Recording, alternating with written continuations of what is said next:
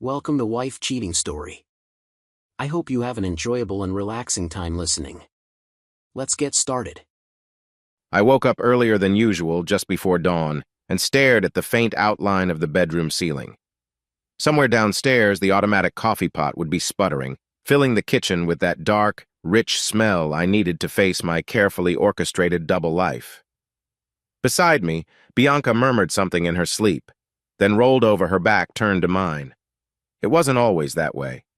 There had been a time when she'd reach for me in those early hours, murmuring about coffee or weekend plans. Now it felt as if a cold, invisible wall ran straight down the center of our bed. I slipped from the covers quietly, determined not to wake her. I had my usual routine: check my email, feed our cat, Hazel, and pretend to be just another suburban husband heading off to a regular job. Officially, I was a mid-level IT consultant, working for a nondescript firm that handled small business networks. It paid decently on paper and allowed me some flexible hours. Bianca liked to complain that it wasn't enough. Our neighbors on Woodcrest Court earned more, traveled more, and showed off fancy SUVs and driveways. I tried not to let it get under my skin. After all, none of them knew the truth. I was the actual founder and primary owner of Siren Technologies, a rapidly growing tech giant kept deliberately in the shadows under my associate's public leadership. I left Bianca sleeping in bed, her dark hair splayed across the pillow, soft morning light pressed through the curtains. Downstairs, Hazel twined around my ankles, meowing. As I waited for the coffee to finish, I opened a discreet app on my phone, bypassing standard security with a thumbprint and a short pin. Streams of data from Siren's internal servers scrolled across the screen. No major alerts. Our CFO had emailed me the monthly revenue report overnight, and the numbers were, as always, staggering. I never felt any real thrill from seeing them, just a steady satisfaction that we were building something important. A beep from the coffee maker announced that my brew was ready. I poured myself a cup and sank into a kitchen chair. That sense of satisfaction flickered, replaced by a twist of anxiety. Julian Cross, publicly recognized as Siren's founder, had texted me last night about a major development. The rumored merger with Lawson Innovations was moving fast. Billions of dollars at stake. My first instinct was to schedule a face-to-face meeting with him and Naomi Park, our chief technology officer, but I had to maintain the cover. If I traveled too frequently to the big city under unexplained circumstances, Bianca would question it. And she was already suspicious of my time, my silence, my carefully worded consulting explanations. Bianca's footsteps on the stairs caught my attention.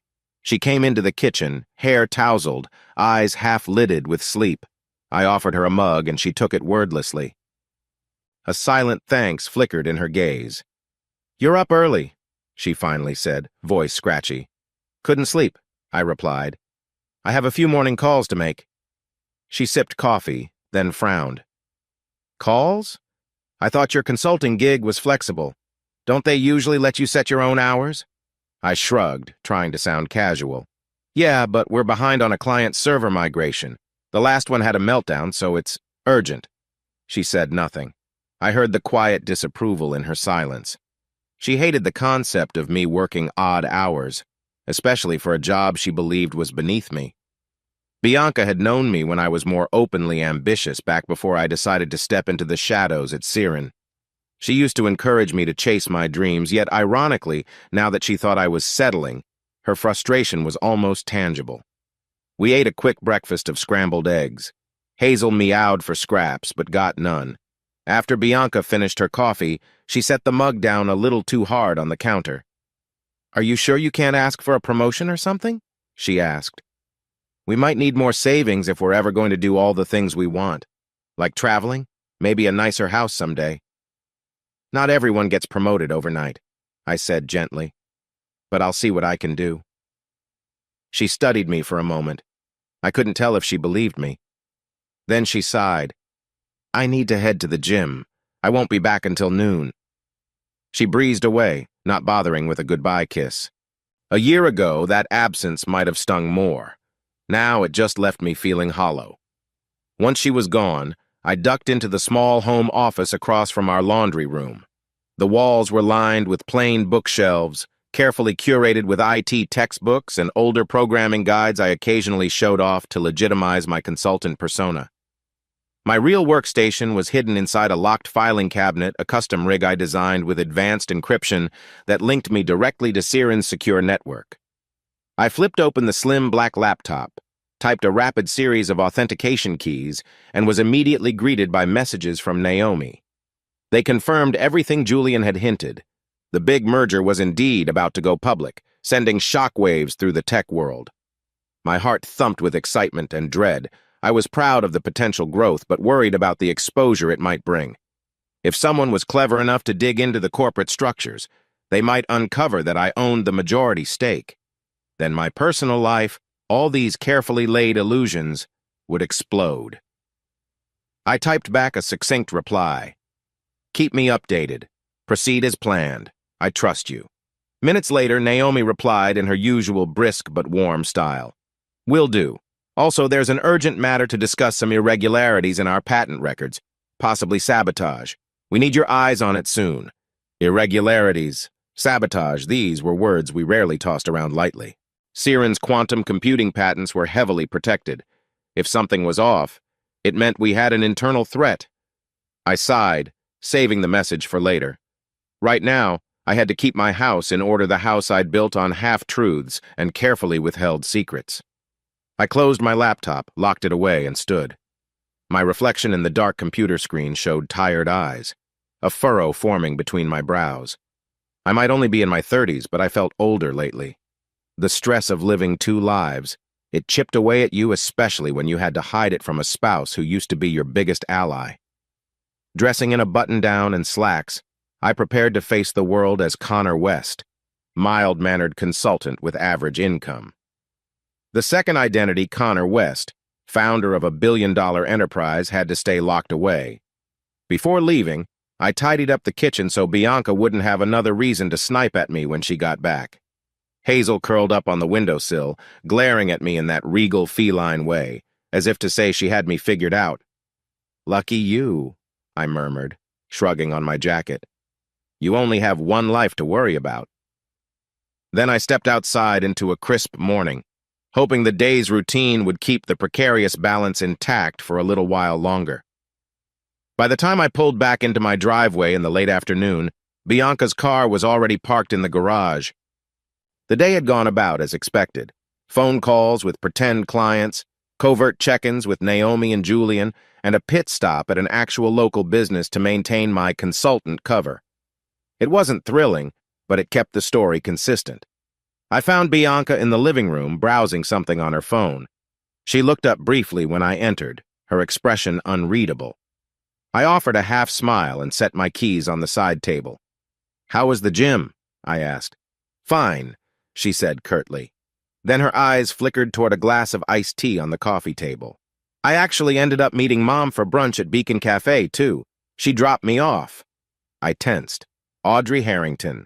My mother-in-law had a way of twisting every conversation into a critique of me.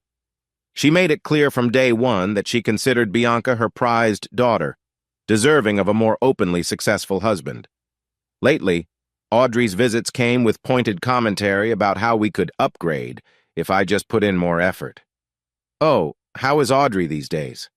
I tried to keep my voice neutral. She's Audrey, Bianca said dryly.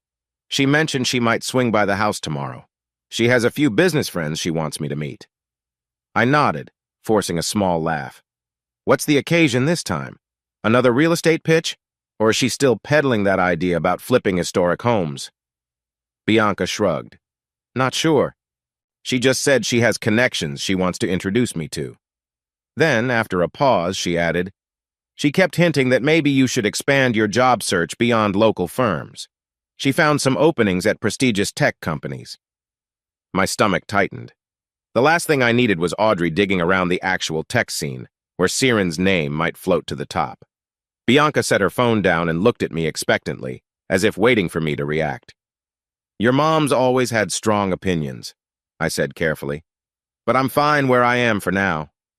She didn't reply, just tapped her finger on the side of her phone. Then, almost as if she'd forgotten I was standing there, she checked a notification. Her eyes darted over the screen, and a slight furrow of concern or secrecy creased her brow. "You okay?" I asked. She clicked the phone off. "Yeah, just a text from a friend." This friend was so vague it sent a flicker of suspicion through me. I tried not to pry. A kernel of guilt stirred in my gut because part of me wanted to know exactly who was texting her. Was it just her mother, or someone else? She had every right to privacy, of course. And yet, that invisible boundary between us felt more palpable every day. "Okay," I said, turning away. "I'll be in the office if you need me." In the office, I sank into the chair and exhaled a frustrated breath. I'd spent the drive home thinking about that sabotage Naomi hinted at. My mind was whirling with theories. It could be an external hacker or a board member upset about the merger. But now, I also felt a creeping dread that something wasn't right at home. Bianca was never this cagey. Then again, maybe we were just drifting, and I was seeing ghosts where there were none. I decided to distract myself by reviewing harmless client files, the fake documents I kept for my consultant cover. It was busy work making sure all the spreadsheets looked legitimate if Bianca ever wandered in or if an acquaintance asked for details. I never used to think I'd become a man living behind a facade. But life has a way of twisting you into shapes you barely recognize. A faint knock startled me. Bianca pushed the door open slightly. "I'm heading to the store," she said. "We're low on groceries." "It's barely been a few days since our last run," I remarked. "I just forgot a few things." Her eyes darted around, not quite meeting mine. "Do you need anything?" I shook my head. "No, I'm good." She closed the door. A minute later, I heard the front door open and close, the car engine rev, and then the sound of her driving away.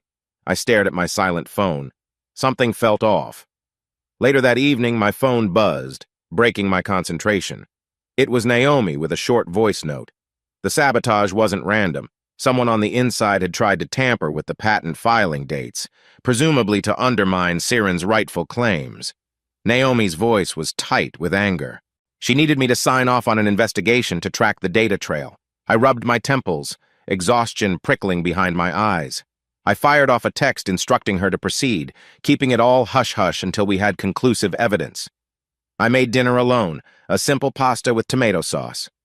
Bianca returned just as I was finishing, carrying only one light grocery bag. She set it down on the counter, gave me a faint smile, and announced she wasn't hungry.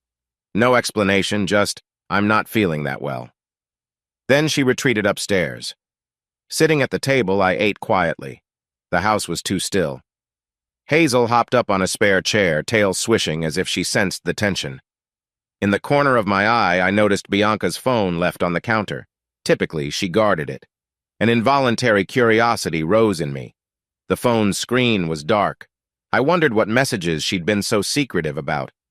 My chest tightened with an impulse to check, but rummaging through her phone would cross a line I still tried to respect. I took a deep breath, carrying the dishes to the sink. If Bianca was lying or hiding something, it would come to light eventually, though that knowledge did nothing to stop the gnawing feeling in my gut. Just as I finished, there was a ping from her phone. The screen lit up with a preview of a message from a blocked number. Instantly, I glanced away, ashamed at my interest. I turned off the phone's screen so I wouldn't read anymore. My hands trembled slightly as I dried off the plates. "You're just paranoid." That's what I told myself.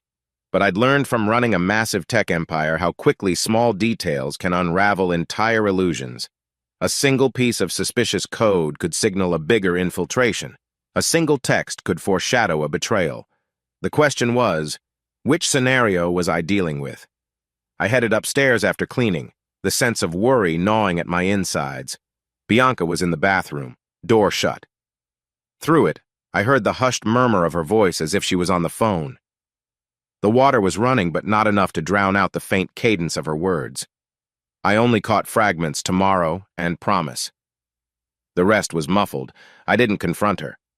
Instead, I changed into pajamas, slipped beneath the sheets, and stared at the ceiling again. That same silent wedge lay between us as she finally emerged, said an abrupt goodnight, and turned off the lamp without another word. Sleep evaded me as questions swirled. Was she just talking to Audrey or a girlfriend about something trivial? Or was there another reason for her secrecy, one that would cut far deeper? I closed my eyes, a tense coil of dread pooling in my stomach. The house felt full of unspoken tension, drifting through the halls like a slow, haunting echo. The next morning, I could barely shake off the uneasy weight from the night before. Over breakfast, Bianca avoided looking at me, scrolling her phone absently. She nibbled a slice of toast, not really eating. Meanwhile, I pretended to check my consulting calendar, though my mind buzzed with thoughts of Siren. My phone pinged. It was a text from Julian. "Big news. Need your sign-off on the Lawson merger announcement. Call me." My heart skittered. So soon? We'd been in hush-hush talks for months, but apparently, Lawson Innovations was ready to finalize. This meant billions on the line, an expansion that would make Siren unstoppable in advanced quantum computing. It also meant the spotlight might intensify something I'd spent years dodging.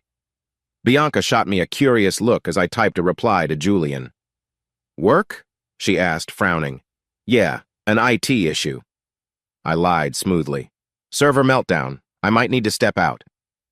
Her lips pressed together in a thin line, as though she wanted to say something but thought better of it. She stood up from the table and busied herself rinsing her coffee mug in the sink. "I have errands today," she said, voice clipped. I wanted to ask what errands, but the tension in her shoulders told me not to pry. Instead, I muttered a quick goodbye. I stepped outside into a crisp autumn morning, leaves swirling in little eddies along the curb. My alleged destination was a local business park, but in reality, I parked a few blocks away and made my way to a small co-working space I secretly rented. That was where I felt comfortable making the necessary calls about Siren. The place was discreet, a single office I locked behind me, perfect for throwing off any suspicion. Once inside, I dialed Julian. He answered on the second ring. "Connor, finally. We got the email from Lawson's CFO. They want to push up the timeline on the announcement, maybe as soon as next week." Next week. My heart hammered. That was unbelievably fast. "Any reason for the rush?" I asked. "Jeremy Lawson claims there's been outside interest in his IP," Julian said. "He wants to secure the synergy with Siren before someone else tries to buy him out. Naomi's a bit nervous it's all happening so quickly." "Or," I said slowly, "someone behind the scenes wants to force our hand. If we scramble, it's easier to exploit any oversight in the contract." Julian exhaled. "You think so?" "Maybe. Naomi's pulled an all-nighter already, double-checking everything. She'd like you to review the finer points too, but I know your cover situation.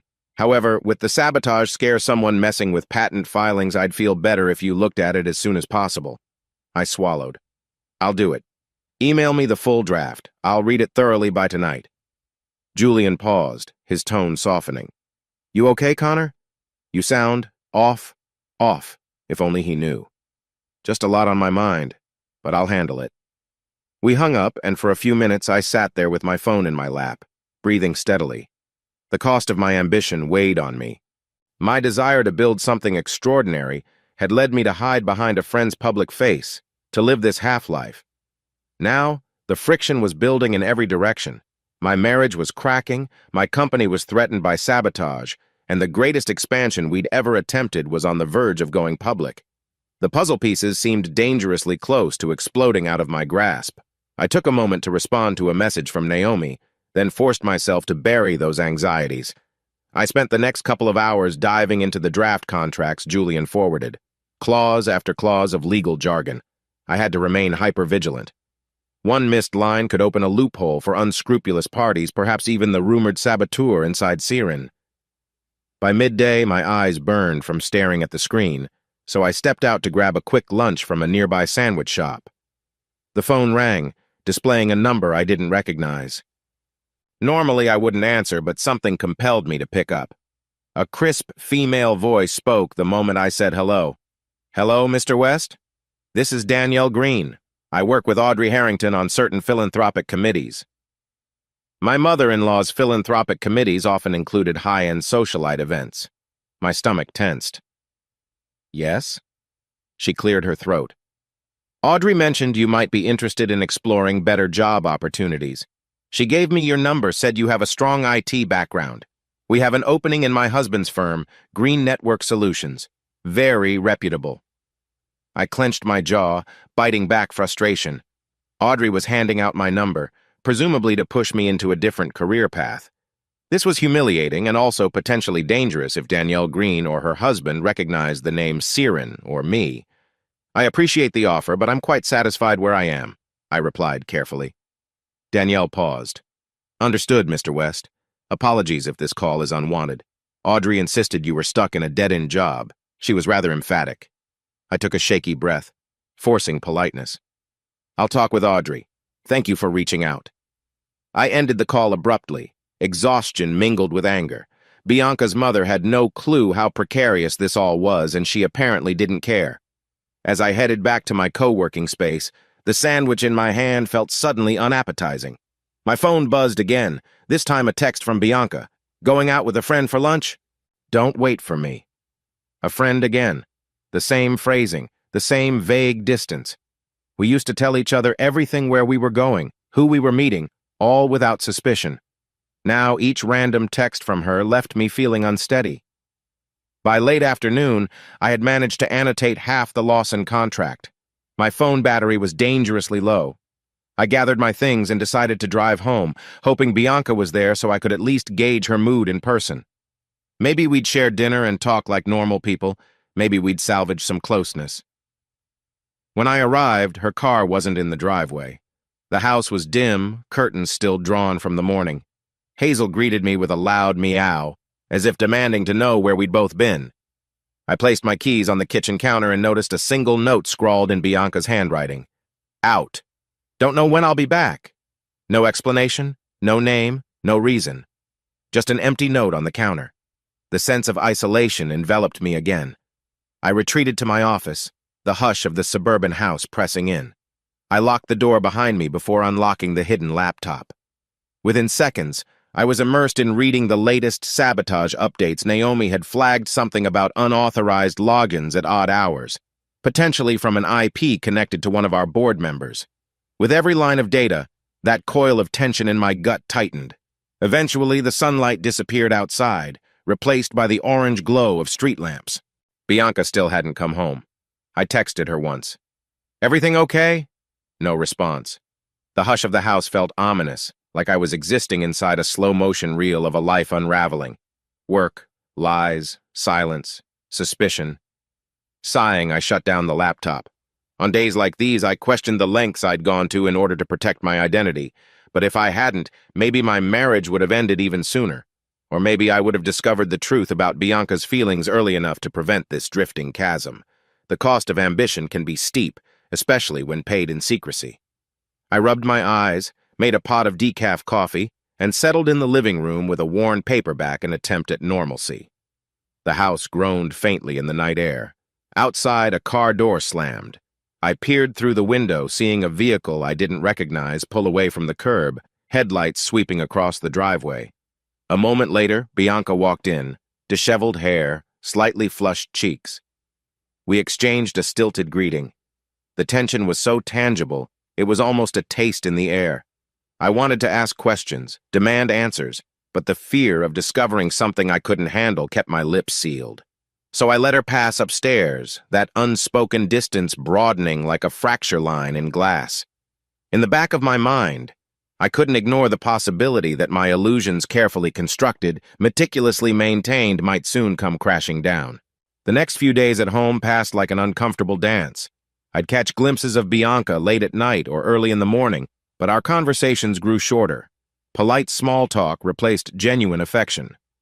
When we occupied the same room, the atmosphere felt thick with unsaid words. Each time I tried to approach her about us, she'd deftly redirect, saying she was too tired or too busy. I recognized the pattern. It was the same tactic I used at work when I wanted to dodge difficult questions. One evening, near the end of the week, we had an argument that started over something trivial: bills, of all things. The cable had a slight price increase, and Bianca was aggravated that we could never splurge on better internet or nicer extras. I tried to explain that we had plenty of money for everyday life, but I was mindful about big expenses. She rolled her eyes, tossed the cable statement onto the table, and shook her head in exasperation. "Connor, this is ridiculous. We're not college kids scraping by," she said. Sometimes I feel like you're not even trying to step up in your career. You're just treading water." I bristled. If only she knew about the massive expansions I was orchestrating behind the scenes. If only she understood how I was financially better off than half the city. But I couldn't reveal that. Instead, I snapped, "I work hard, Bianca. You know that. Maybe we don't need to keep up with everyone else. Maybe I'm satisfied with what we have." "Satisfied?" She let out a soft, mirthless laugh. "You were never the type to settle, Connor. Or so I thought." Silence pulsed between us, brittle and dangerous. Then Bianca grabbed her phone and stormed upstairs. I was left at the kitchen table, heart pounding, wondering if everything we'd built in our personal life was rotting from the inside out. Later that night, after double-checking some files from Naomi on my hidden laptop, I heard Bianca on the phone again murmuring quietly behind the half-closed bedroom door. I couldn't make out the words, but the low, urgent tone set my nerves on edge. A memory flickered of when she used to say, "I love you," before hanging up. Now there was no affectionate sign-off, just the faint click of a call ending. She emerged a moment later and caught me lingering in the hallway. "Were you listening?" she asked sharply. "No." I fought to maintain composure. I was just heading to the office. She studied my face for a moment, then brushed past me without another word. The unspoken distance yawned wider. The following day, Audrey Harrington paid her promised visit. She arrived in a swirl of perfume, designer handbag, and thinly veiled condescension. I was in the kitchen, finishing a quick lunch while scanning the morning's corporate updates from Julian. Bianca greeted her mother with a stiff hug. Audrey's bright red lipstick parted in a saccharine smile when she saw me. "Connor," she said, her tone dripping with polite frost. "I hear you're still consulting?" I nodded. "It keeps me busy." She set her handbag down and wandered around our living room like an appraiser, eyes flicking over the modest furnishings. "Bianca, darling, you must come with me this weekend to see the new property I'm investing in. Real estate is booming great money if you know the right people." She shot me a glance. "Much more lucrative than fiddling with computers, I'm sure." Bianca didn't respond. She seemed preoccupied, her phone in hand. My jaw tightened as Audrey's words sank in. I could imagine how she talked about me behind my back at her ladies' luncheons, Connor, the underachieving husband. If only I could cast off the mask and show her the truth. But that revelation had to happen in my own time, not out of wounded pride in my own kitchen. After an awkward half-hour in which Audrey rattled on about her business acquaintances, she finally left with an airy wave saying, "We'll talk soon, Bianca dear, and Connor, do consider broadening your horizons." I closed the door, exhaling in relief. But instead of rolling her eyes or sharing a wry laugh with me, Bianca turned on me. "She's right, you know. There's more out there than this, at least for normal people." That stung deeper than I cared to admit. I forced a smile, carefully controlling my voice. "Is that what you want, B? You want me to be someone else entirely?" She shrugged. "I don't know what I want anymore. I'm tired, Connor." I watched her retreat upstairs again, an almost constant cycle these days upstairs to the bedroom, or out the door to Hooknewware. The sensation of losing her to an invisible force pressed down on me like a weight on my chest. That night, around midnight, I couldn't sleep. So I went into my office, locked the door, and powered up my hidden laptop. Naomi had emailed more details on the sabotage. It was becoming clear that one of our top-level insiders might be collaborating with an external entity. A few suspicious logins were traced to someone with board-level credentials. We had to track carefully. If we accused the wrong person, we'd create chaos and tip off the real saboteur. Trying to distract my roiling thoughts, I flipped through the logging data. Lines of code, IP addresses, timestamps, it was all the usual digital footprints. But the methodical process calmed me. I paused on a snippet of chat, references to leverage and potential weaknesses. I realized the saboteur might be looking for vulnerabilities not just in our patents, but also in my own personal records.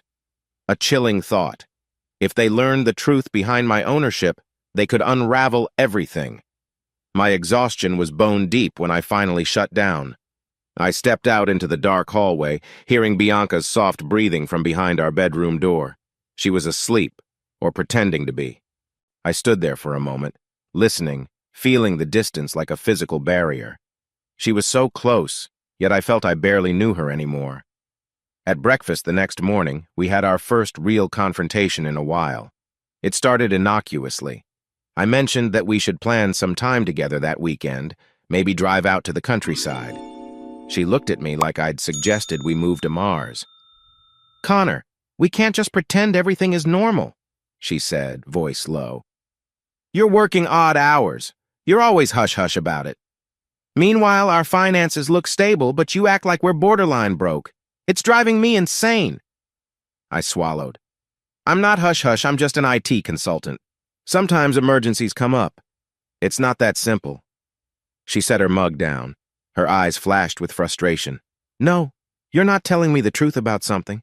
You've changed, and it's like you don't even care about us anymore." The irony nearly choked me.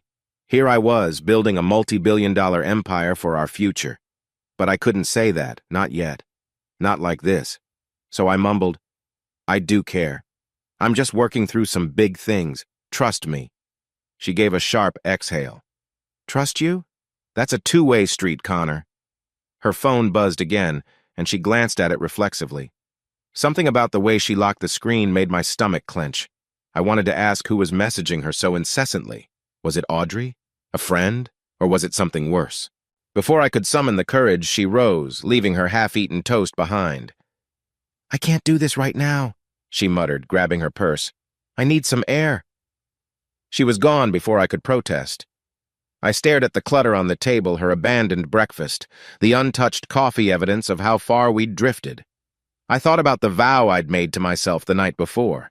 I needed to figure out if there was truly a betrayal lurking behind her guarded phone and sudden absences. If it wasn't just the normal wear and tear of marriage, I had to know. Because the secrets weighing me down at work were enough. I couldn't handle them bleeding into my personal life in ways I never anticipated. In that moment, a single steely resolve took shape in my mind. I would discover the truth, no matter how much it hurt. That realization brought a strange sense of calm, as if I'd taken a step onto a path I couldn't turn away from. Little did I know how far that path would lead, nor how much it would eventually cost us both. The idea of hiring someone to follow my wife had me feeling like a stranger in my own skin. But as I stood outside a modest office building one evening, I knew I'd run out of gentler options. The neon sign above flickered a failing bulb that matched my own shaky nerves. I took a breath, stepped inside, and told the receptionist I had an appointment with Marshall Hale. Marshall was a former law enforcement detective turned private investigator. I'd learned about him through back channels at Siren Technologies. Naomi Park mentioned he had done sensitive corporate investigations for us once before, though quietly.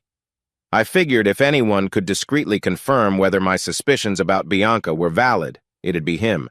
He greeted me in a small, windowless meeting room, middle-aged, a bit stocky, with kind eyes that contrasted his firm handshake. "Mr. West," he said, motioning for me to sit. "Naomi told me you needed help verifying. Personal matters?" I gave a tight nod. I wasn't used to talking about my private life with strangers. But there I was, laying bare the suspicions gnawing at me. "I need to know if my wife is seeing someone behind my back," I finally managed, voice hollow. Marshall asked a series of questions: her work schedule, her favorite spots, any unusual changes in behavior. I felt my cheeks burn with embarrassment as I recalled late phone calls and vague lunch dates, her secrecy about errands that made no sense. He took notes on a legal pad, occasionally nodding as though it all pointed to a pattern he'd seen before. "I'll get started right away," he said gently, sensing my discomfort. "My team is discreet. We'll take pictures or video only if necessary, so you'll have evidence. Should you need it?" "Thanks," I murmured. "Just be careful, please. And I'd prefer not to ruin her reputation if I'm wrong." "Understood," Marshall said. He gave me his business card and promised daily updates via secure message. As I left, I felt the weight of guilt pressing on my chest. I had just officially distrusted my wife enough to put her under surveillance. Part of me wanted to turn back and call the whole thing off, but I also couldn't keep living in limbo. Over the next week, I received short, coded updates from Marshall. Day 1. Bianca ran errands in the morning, then stayed home. Day 2. Minimal activity, Visited her mother, Audrey Harrington, for a couple of hours. Normal stuff. Each time, I exhaled in relief. Maybe I was just paranoid. But day 3 changed everything. That night, close to midnight, my phone buzzed with a new message. It was from Marshall. Subject is heading downtown, following discreetly. My stomach twisted. Bianca had told me she was too tired and went to bed early. And yet Marshall was tailing her car across the city. I was wide awake in seconds, pacing my office while waiting for updates. Eventually, a second message arrived. Subject parked near Velvet Ember restaurant. Entered side door with unidentified mail. Will send photos. My hand shook so much that I nearly dropped the phone. Velvet Ember, an upscale lounge known for private gatherings. Bianca stepping inside with some unknown man at midnight? The image in my mind was too big to ignore. Then came the photo, a grainy snapshot of Bianca in a stylish coat, hair swept to one side. Next to her stood a tall figure I couldn't make out well, dark suit, strong build, face partially hidden by the angle. But the posture was intimate. I stared at the picture until my eyes burned. I wanted to deny it, find an excuse. Maybe it was a business meeting for Audrey's real estate crowd. But at midnight? Through the side entrance? Tossing my phone onto the desk, I sank into the chair, all strength sapped from my limbs.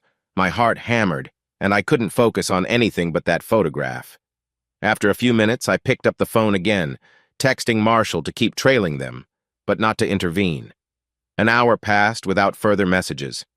I stared at spreadsheets for a random client from my supposed IT consulting job, but the words blurred.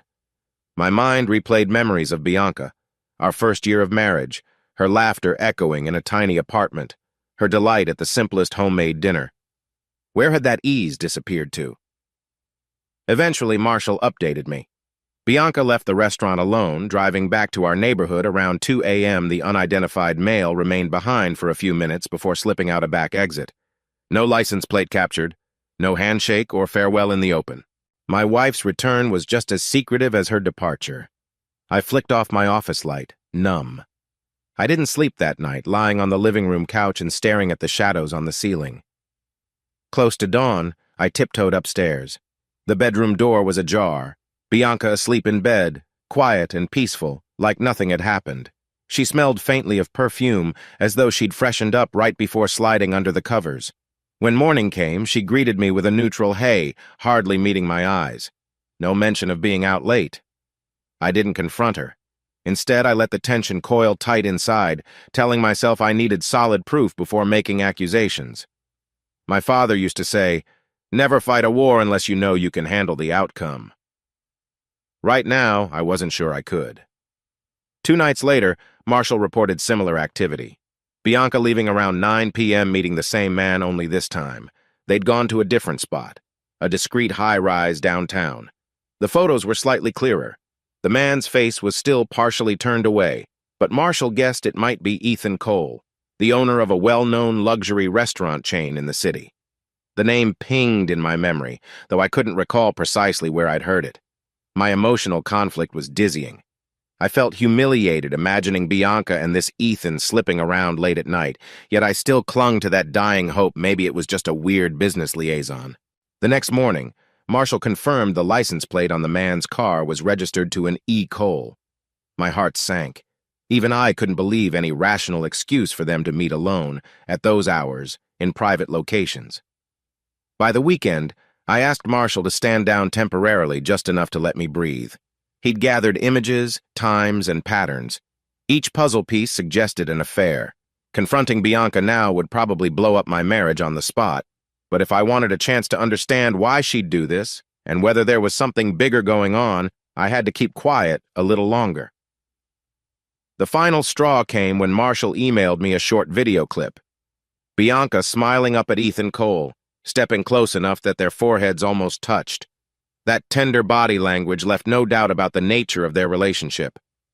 I stared at the footage in agony, frozen between heartbreak and fury.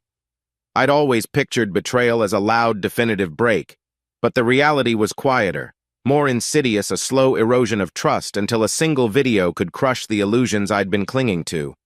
And in that crushing moment, a dark kernel of anger took root in my chest. If she could lie to me like this, what else was she hiding?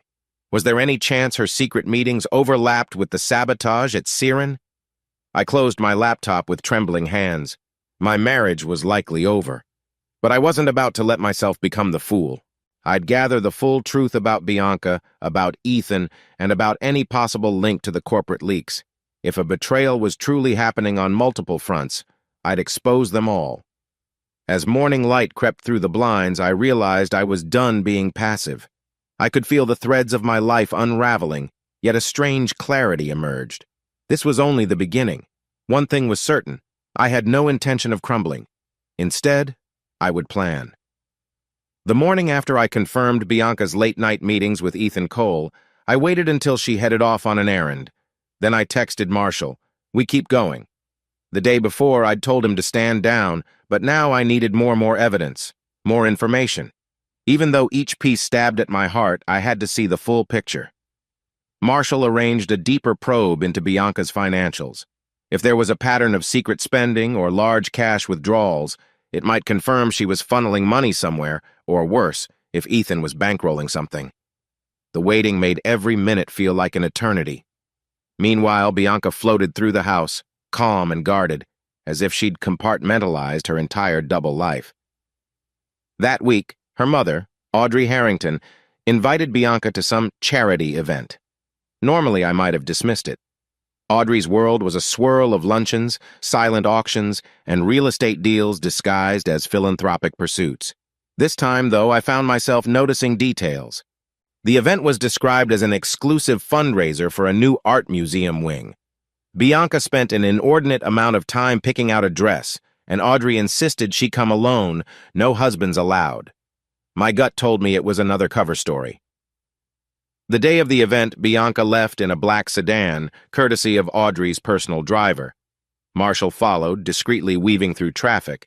Meanwhile, I feigned a busy Saturday of IT consulting, knowing I had no real appointments. My phone stayed glued to my hand. Hours passed with no messages, but my tension soared. Finally, after dinner, Marshall sent me a succinct text. They never went to the museum, photos to come. It was exactly as I suspected, no actual fundraiser. Bianca and Audrey spent an hour or two at a swanky coffee shop, then parted ways. Bianca hopped into another car, heading to an upscale penthouse building downtown. 15 minutes later, Ethan Cole appeared, greeting her at the entrance with an intimate smile and a hand on her lower back. Not exactly a mother-daughter art gala. That night, Marshall's team quietly tracked them to a candlelit rooftop bar. The photos he shared looked like something out of a romance movie. Bianca leaning over a table with a faint smile, Ethan's arm curled protectively around her chair. If I'd had any last shred of doubt, it dissolved. This was no casual fling. It was a full-blown affair, likely orchestrated with Audrey's knowledge or at least her enabling silence. A new surge of resentment twisted inside me. Audrey had always been critical, pushing me to climb some imaginary ladder of financial success. Now it seemed she was happily steering her daughter into the arms of a wealthier man.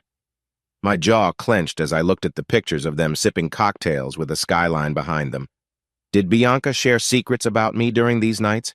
Did she mention I was just an IT consultant, oblivious to how that facade might ironically protect me from further harm? When Bianca finally came home well past midnight, I pretended to be asleep. She slipped into bed softly, a faint trace of perfume clinging to her. My heart pounded. Outraged at her ease, she was well practiced at deception. I lay still, waiting for morning, unsure whether to confront her or continue collecting proof. The next day, I got a text from Marshall. Found suspicious bank transactions, possibly linked to your mother-in-law. Will detail soon. That hammered in the final nail. Bianca's mother was somehow involved financially. Maybe they'd told each other it was an investment for some new venture. Maybe Ethan Cole was providing the funds. The more I uncovered, the more it felt like a giant spiderweb of lies, tangling personal betrayal with potential exploitation of my perceived low status. Stepping away from the heartbreak, I pressed forward with my day job at Siren, or what I openly called consulting. I had to appear normal. In reality, I managed calls from Oliver Reed, Siren's chief counsel, who mentioned a possible leak within the board. He was digging into odd data traffic that might be tied to someone passing confidential info about our quantum research to outside parties. I jotted it down with shaky hands. Could Ethan be connected to that leak? I reached out to Naomi Park. In a hushed phone call, we discussed suspicious logins happening at weird hours. She suspected a high-level infiltration, board members or top executives quietly downloading sensitive data. "I just want you to be aware," Naomi said softly. "This could become a legal nightmare if we don't find the source quickly." My mind whirled. Was it possible that Bianca, or rather Ethan Cole, had some tie to the saboteur? The timing felt too convenient. They'd chosen to strike at the same time my personal life was unraveling, or maybe I was just paranoid, conflating two separate nightmares. Either way, I needed more intel. That afternoon, as I sat in my small home office, I heard Bianca chatting with Audrey on speakerphone in the next room. Her mother's voice carried, bright and confident, speaking about a future real estate plan. "Don't forget the dinner with the Marshall family next week," Audrey chirped. "It's crucial that we make a good impression."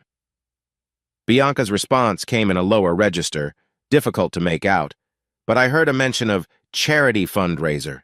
My pulse quickened. They were using the same tired excuse for another potential rendezvous.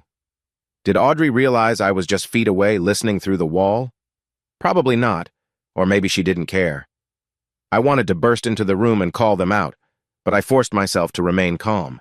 I needed a bigger vantage point, a complete map of their deception. A single confrontation might let them bury any deeper link to Siren's sabotage. That evening, Marshall dropped off a sealed envelope. Inside, I found photocopies of Bianca's recent bank statements. There were smaller transfers, hundreds here, thousands there, occasionally going into an account under Audrey's name. One note read, "All transfers labeled charity donation, but no legitimate recipient found." My breath caught. This was how they were covering up personal payoffs, or at least funneling money in a way that might avoid suspicion. If Ethan Cole was financing these donations, it explained how Audrey and Bianca could maintain an affluent lifestyle without me noticing. I stared at the pages, seething. Bianca had once told me we needed a better life. Now I realized she might have been referring to something entirely different, a life that didn't include me. My mind spun with the ways I'd tried to keep her happy, keeping my real role at Siren private to preserve some version of normalcy. But ironically, that secrecy had led her to think I was just a complacent man with limited ambition. Tossing the envelope aside, I called Marshall again. "Keep going," I told him. "I'm sure something bigger is happening here." I paused. "And Marshall, thanks." He hesitated. "Connor, I've seen a lot of infidelity cases. This is bigger than typical. Are you sure you want to keep digging?" I swallowed the lump in my throat. "Positive. I need to know the full truth." Hanging up, I pressed my forehead against my desk. My mind burned with half-formed questions. Why was Audrey complicit in all this? What was the end game? Was Ethan planning to marry Bianca if we divorced, or was there a larger plan to exploit my weak position? And how did it all tie into the corporate sabotage leads that Naomi and Oliver were discovering? In the stillness of the house, I heard Bianca's footsteps overhead. Each step felt like a ticking clock, counting down to the moment I'd have to face her with everything I'd learned. For now, though, I stayed in my office, letting the anger simmer. I was done blindly trusting, done ignoring the signs. A web of lies surrounded me, and I was determined to tear through it even if it meant dismantling the life I thought I had. A few days later, I found myself in a sleek conference room at a nondescript office park, wearing my usual consultant mask. It was the kind of place that small businesses rented for off-site meetings, with bland artwork on the walls and pastel carpeting that muffled footsteps. Officially, I was there to help a client upgrade their server architecture. In reality, I was meeting Oliver Reed, chief counsel for Siren, and I needed somewhere safe from prying eyes or curious onlookers who might wonder why an ordinary IT consultant was discussing top-secret tech. Oliver was a sharp-dressed man in his 40s, with neatly combed hair and wire-rimmed glasses. He greeted me quietly. "Thanks for coming, Connor. I figured you wouldn't want to be seen at our headquarters." "Right," I confirmed. "What's going on? You said there's potential sabotage inside the board?" Oliver nodded, flipping open a laptop. We've got suspicious data flows from at least one board member's credentials. Someone's been accessing sensitive quantum research data after hours. Naomi is quite concerned. She thinks whoever it is might be working with an outside partner. He hesitated, as if choosing his next words carefully. We haven't ruled out Jeremy Lawson's involvement either. The name made me tense. Jeremy Lawson was the head of a smaller tech firm rumored to be merging with Siren. The possibility that he or one of his people was pushing for inside intel was unnerving. Any actual proof linking him? Not yet, Oliver said, tapping a few keys. We only have partial IP addresses and weirdly timed downloads, but the data is valuable enough to command massive sums on the black market, let alone from a rival corporation, or a partner who wants leverage. I nodded, feeling the pieces shift in my head. Rival, partner, saboteur, it was a dizzying trifecta. While we pored over logs and partial records, I caught glimpses of code snippets labeled Quantum Array Beta, one of our biggest breakthroughs. If that technology fell into the wrong hands, the damage would be immeasurable. An uneasy thought rose. Could Ethan Cole be involved somehow? He was known in business circles, maybe not for tech, but for forging connections with high rollers. If I was correct that Bianca and Audrey were in league with him, who else might he be courting? Did it connect to the sabotage at Siren? It seemed far-fetched he was a restaurateur, not a tech mogul, but I couldn't ignore the possibility. Oliver leaned back, exhaling slowly. We have to contain this. If the board finds out we suspect an internal leak, it might spook the guilty party into erasing their tracks. And if Jeremy Lawson senses we're onto him, he could bail on the merger or retaliate. I drummed my fingers on the table. We keep this quiet, investigate from the inside, see which board member stands to gain the most if the leak goes public. Agreed, Oliver said. Then he gave me a keen look. Connor, I know the arrangement. Julian is the public face, you're the real majority owner. But you've stayed invisible for a reason, right? I nodded. The reason was personal, my own desire to keep a semblance of normalcy in my private life. I'll continue operating behind the scenes. Just keep me updated directly. As we wrapped up, Oliver's phone buzzed. He glanced at the screen, then frowned. That's from Naomi. Something urgent. Can you hold on?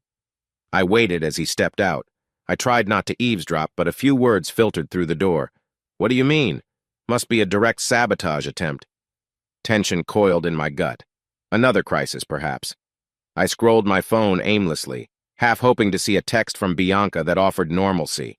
Instead, I saw a single message from her. Going out. Don't wait up. Standard routine now. I stifled a bitter laugh.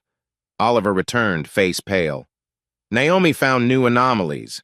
More downloads from an off-site location.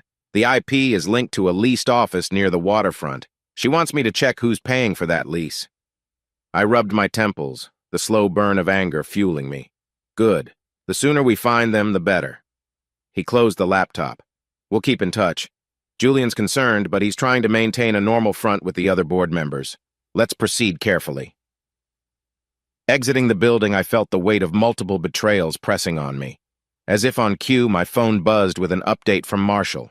The text read, Bianca meeting mother for lunch at Riverside Cafe. Photo soon. That lunch date might be innocent, but I'd learned how easily these casual get-togethers concealed bigger lies. I thought of Audrey telling people I was underachieving, while secretly funneling money labeled as charity. My teeth clenched at the hypocrisy. Later that evening, I found Bianca at home, quietly texting in the living room. She looked up as I entered, a flicker of guilt or discomfort crossing her face. We had a brief, tense exchange about dinner plans.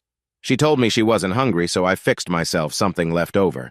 The air crackled with unspoken resentment. Finally, I mustered the courage to ask, How was your day? Did you have that lunch with your mom? She hesitated, then nodded. Yes. Why do you ask?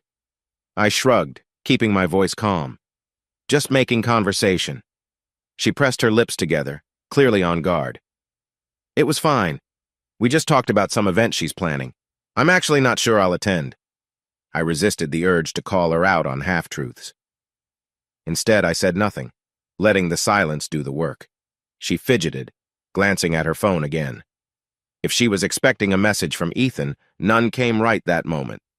By the time we both retreated upstairs, the tension had grown suffocating. Lying in bed, I recalled the conversation with Oliver.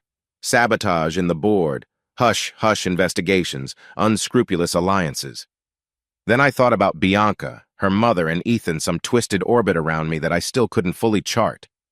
They might be separate nightmares, or they might be connected in ways I didn't yet see. The next day brought a call from Julian Cross. As the public founder of Siren, he was used to managing big announcements. His usually bright tone was subdued. "Connor, hey. Listen, Oliver told me there might be security concerns. Are you okay? I mean, do you need me to step in more directly?" I weighed my words. "I'm handling it. I appreciate the offer, but it's best if you keep up appearances. The board can't sense we're onto them." Julian sighed. "Yeah, I get it. Just promise you'll let me know if things escalate. I hate feeling powerless." "We won't be powerless for long," I replied, tension thrumming in my chest. "Give me a little more time to figure out who's behind the leaks. Then we'll move." After we hung up, I found myself scrolling through the photos from Marshall again, the ones capturing Bianca and Ethan in so many late-night rendezvous. I noticed how Bianca would often look away from the camera, her expression a mix of tension and forced happiness. Ethan, on the other hand, was all confident angles. Something about his posture reminded me of a predator circling prey. He was calm, self-assured, and utterly unaware of me. A question ate at me. Did Bianca fully realize she was betraying me? Did she rationalize it as a necessary step toward the better life she claimed to want? Each time I saw them together, I felt a fresh surge of anger and heartbreak, but I couldn't confront her yet. I needed to be sure I understood every angle, especially if Ethan was more than a simple opportunist in her life. As the day wore on, I found it harder to maintain a normal facade. At one point, Bianca casually asked if we could discuss the cable bill, and my heart leapt. I half expected her to say something about her nights out, or that she'd come clean. Instead, she just pointed at a minor charge. My blood pressure spiked over the trivial conversation, but I managed a neutral response. The gulf between us felt bigger than any ocean, yet we acted like we were just two roommates discussing monthly expenses. By nightfall, I sat alone in the study, rechecking lines of code from logs Naomi had sent me. A single user ID belonging to a board member had accessed confidential files about the quantum array beta. Could that board member be working with Jeremy Lawson or someone else? No direct proof, but the times matched suspicious patterns. In the corner of my mind, I pictured Bianca meeting Ethan or texting him while I pored over data. Two betrayals unfolding side by side. In that moment, I realized I was no longer just sad or resentful, I was furious. Something inside me had hardened, and I knew I wouldn't rest until I exposed both mysteries. The realization that Bianca's affair might intersect with Siren's corporate sabotage hit me abruptly during a late-night session of cross-referencing phone records. I'd asked Marshall to retrieve logs for any unknown numbers Bianca had called frequently. One stood out. She messaged and called it dozens of times, often late at night. The phone number was registered under a company name, Cole Enterprises. In my research, I discovered that Cole Enterprises wasn't just about fancy restaurants. Ethan Cole appeared to have diversified into event planning, property investment, and more. The entire operation had grown swiftly over the past few years. Strange for a restaurateur to dabble so deeply in corporate partnerships. Could he be angling for a bigger game? The next evening, Marshall reported a new lead. Ethan had been meeting someone else at odd intervals, a man in a tailored suit, face partially obscured in every shot. The two often entered closed-door meetings in private clubs or posh penthouse offices only accessible by special elevator codes. No name to attach yet, but the pattern was consistent. My pulse kicked up as I realized these might not be harmless business deals. They could be negotiations for whatever stolen data was floating around. That spurred me to investigate further. I spent hours comparing Marshall's intelligence with Naomi's sabotage reports. A detail soon jumped out. The timeline of Ethan's other meetings occasionally matched the same night suspicious downloads happened at Siren. If Ethan or his associates were orchestrating data theft, it meant they had an inside contact, possibly a board member. The possibility that this inside contact could be aligned with or overshadowing Jeremy Lawson rattled me. My mind swirled with speculation. Each day, Bianca continued her normal routines, but more frequently, I noticed her leaving the house dressed better, carrying herself like a woman who no longer felt constrained. It stung every time I saw her. Yet I kept quiet, not letting my emotions explode in front of her. I sensed a bigger revelation brewing. One Wednesday night, I was in my office, flipping through Marshall's newest photos. My phone buzzed a call from him. Answering it, I heard him speak in a hushed tone. "Connor, we have a situation." My heart lurched. "What's going on?" My associate trailed Ethan Cole to a high-rise downtown. He arrived with Bianca, but then, about an hour later, another man showed up. We got a partial photo from the lobby camera. Looks like it could be someone connected to your industry, but we're not certain.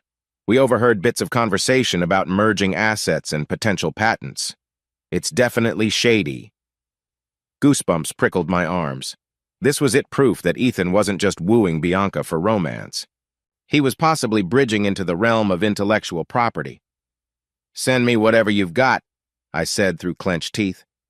The call ended, and sure enough, a minute later I received a blurred security camera image. The man's back was to the camera, but something about his build and posture was disturbingly familiar. I stared long and hard, but couldn't place him with absolute certainty. By midnight, I was sure of one thing. Ethan Cole might very well be the missing link in the sabotage. Maybe he was funneling data to some competitor, or forging deals behind the scenes. And Bianca, did she even know? Or was she just a pawn, manipulated by Ethan's charm and the promise of an affluent lifestyle? The next day, I got another call from Naomi. Her voice crackled with frustration. "We found a new data breach attempt last night. The intruder tried to copy files on advanced encryption method stuff that could give anyone a huge advantage in quantum computing. But the weird part is that they used credentials belonging to an inactive board member. The guy's been on medical leave for months." I let out a breath. So either someone stole his credentials, or he's not as inactive as we think. My mind flickered back to the possibility that Ethan had a direct link to the board. "Stay on it, Naomi. Quietly." Shortly after, I arranged a clandestine lunch with Marshall at a quiet cafe miles from downtown. We sat in a corner booth speaking in low tones. He laid out his updated findings. Phone logs connecting Bianca, Ethan, and a handful of business figures, some known, others still mysterious. At one point, he mentioned a new detail. Audrey Harrington had also placed calls to Ethan's circle. My hand tightened around the coffee cup. So Audrey's working closely with Ethan, not just covering for Bianca? Marshall nodded. Looks that way. She might see him as a more worthy match for her daughter, or possibly she's gaining financially from whatever deals he's making. Hard to say. A bitter taste flooded my mouth. Audrey had always wanted Bianca to aim higher than me. But leveraging her own daughter's affair to score some financial windfall? That was twisted, even by Audrey's standards. Marshall lowered his voice. "Listen, there's more. We traced that unknown man Ethan meets. Sometimes he's listed on partial records as a consultant for a small investment firm. The firm's portfolio includes holdings in some tech businesses. We suspect they might be trying to corner advanced quantum computing from multiple angles." I sank back in my seat, pulse pounding. This can't be a coincidence. Ethan Cole invests in property, restaurants, event spaces, and now, apparently, shady tech deals. Meanwhile, Siren's facing sabotage. I need to confirm who that mystery man is. If we can tie him to a direct stake in another company or the board, we'll have a link. Marshall gave me a sympathetic look. "Connor, I know this is a lot to handle all at once. Between your wife's affair and corporate espionage, these are heavy blows." I swallowed. I can't let them see me break. Not yet.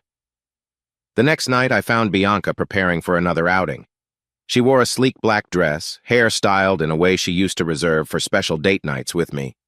I stood in the hallway watching her slip on high heels.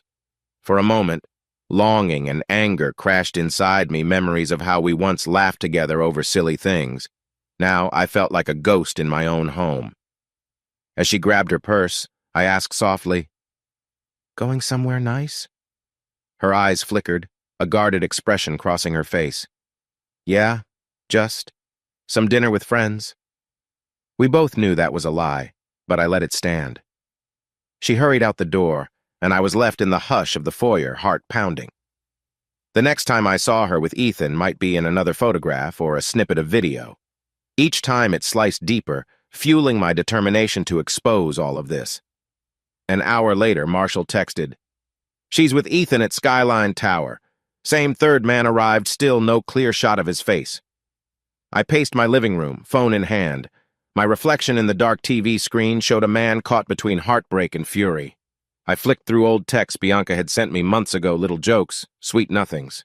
Then I compared them to the reality of her silent phone now. A wave of cold resolve coursed through me. Let her carry on. Let them believe I was the clueless husband, because soon I'd show them exactly how clueless I wasn't. By the night's end, Marshall updated me. Bianca and Ethan left Skyline Tower separately, presumably to avoid drawing attention. The mysterious man was nowhere to be found. A classic under-Theradar meeting. My blood boiled at the elaborate lengths they were taking to hide the bigger plan. I told myself that I wouldn't rest until I tore apart the facade. As I shut off the lights and headed upstairs, I glanced at the bed where I knew Bianca would eventually lay down, as though everything was normal. But in my mind, I was already steps ahead, cross-referencing phone logs, corporate sabotage timelines, and suspicious individuals. I suspected we were on the brink of something catastrophic both for Siren Technologies and for my marriage. With each new piece of evidence, my suspicions grew into near certainty. Ethan Cole and his associates were orchestrating more than just an affair. They wanted something bigger. And whether Bianca fully understood it or not, she was complicit. Tired as I was, I couldn't let up. The moment of revelation was coming, and I intended to be ready. From the moment I turned onto the winding driveway of Audrey Harrington's Connecticut estate, I felt my pulse ticking like a time bomb. Late afternoon sunlight slanted through tall oak trees, casting shifting patterns across the hood of my car. I was alone. Bianca had driven up the night before, ostensibly to help prepare, though I suspected she needed extra time to rehearse illusions with her mother. The mansion came into view, all immaculate brickwork and classical columns. Perfectly groomed hedges framed the front. The place was already bustling with activity. Valet attendants in crisp shirts, staff hauling trays and centerpieces inside. Thanksgiving at Audrey's had always been a showy affair, part family get-together, part status parade. But this year, an undercurrent of tension made every detail feel sharper, more ominous. I stepped out, smoothing my jacket. A young valet scurried over. "Welcome, sir," he said. I nodded and handed him the keys, noticing how his polite smile didn't quite reach his eyes. Maybe he sensed the tension in the air. Inside, the foyer glowed with chandelier light. The fragrance of roasted turkey and spiced apples drifted in from somewhere deeper in the house. Despite the warmth of the scents, a chill ran down my spine. Near the grand staircase, Audrey stood chatting with a small circle of impeccably dressed guests, probably her socialite friends. Her hair was perfectly styled, a pearl necklace glinting at her throat. She spotted me and approached with that trademark faintly disapproving smile. "Connor, you're here." Her eyes assessed me like she was measuring a piece of furniture for flaws. "I see you decided on the Navy suit. At least it fits well." "Happy Thanksgiving to you too, Audrey," I replied evenly. She stepped in for a light, obligatory kiss on the cheek. The swirl of her perfume made me want to recoil. "Bianca's been running around helping the staff. She'll be thrilled you finally arrived," Audrey said, though her tone suggested the opposite. "Do make yourself at home. Drinks are in the parlor." I thanked her and slipped away, ignoring her watchful gaze. The parlor was a luxurious room full of antiques, polished wood, and old paintings. A few family acquaintances whom I recognized from previous gatherings mingled there, discussing stock portfolios and real estate ventures. I forced a polite smile, exchanging minimal pleasantries. The scent of brandy hung in the air. My mind was in a quiet storm. I knew exactly why I'd come. In my jacket pocket, I carried a sealed envelope containing divorce papers and photographs, evidence of Bianca's affair with Ethan Cole, the man she'd been meeting under the cover of charity events and fundraisers. I also had reason to suspect that Ethan's ambitions ran deeper, linking him to corporate sabotage at Siren Technologies. But none of that overshadowed my personal betrayal, the knowledge that my wife had chosen to share her time and secrets with another man. I made small talk with an older gentleman named Arthur, one of Audrey's friends who prattled on about politics. The entire time I could sense the hush in the corner of the parlor where two other guests recognized me as the IT consultant. One woman, sporting diamond earrings, whispered to her husband in a stage-loud hush, "That's Bianca's husband. I thought he was an accountant or something." I pretended not to hear. The air in the estate crackled with unspoken judgment about my supposed limited ambition. I inhaled, reminding myself that soon all these illusions would crumble. Because after dinner, I intended to reveal my true identity as Siren's hidden founder and more painfully lay bare Bianca's infidelity. She'd forced my hand. She and Audrey had turned me into a laughingstock in their circle. Enough was enough. In the hallway, I finally spotted Bianca, giving instructions to a staff member carrying a massive floral arrangement. She wore a simple yet elegant burgundy dress that clung to her figure in a way that once would have set my heart pounding. Now it only fueled my anger, a reminder of how she'd preened for Ethan, misusing my trust. Catching sight of me, she pasted on a bright smile. "Hey," she said softly. "You made it." "I did," I replied.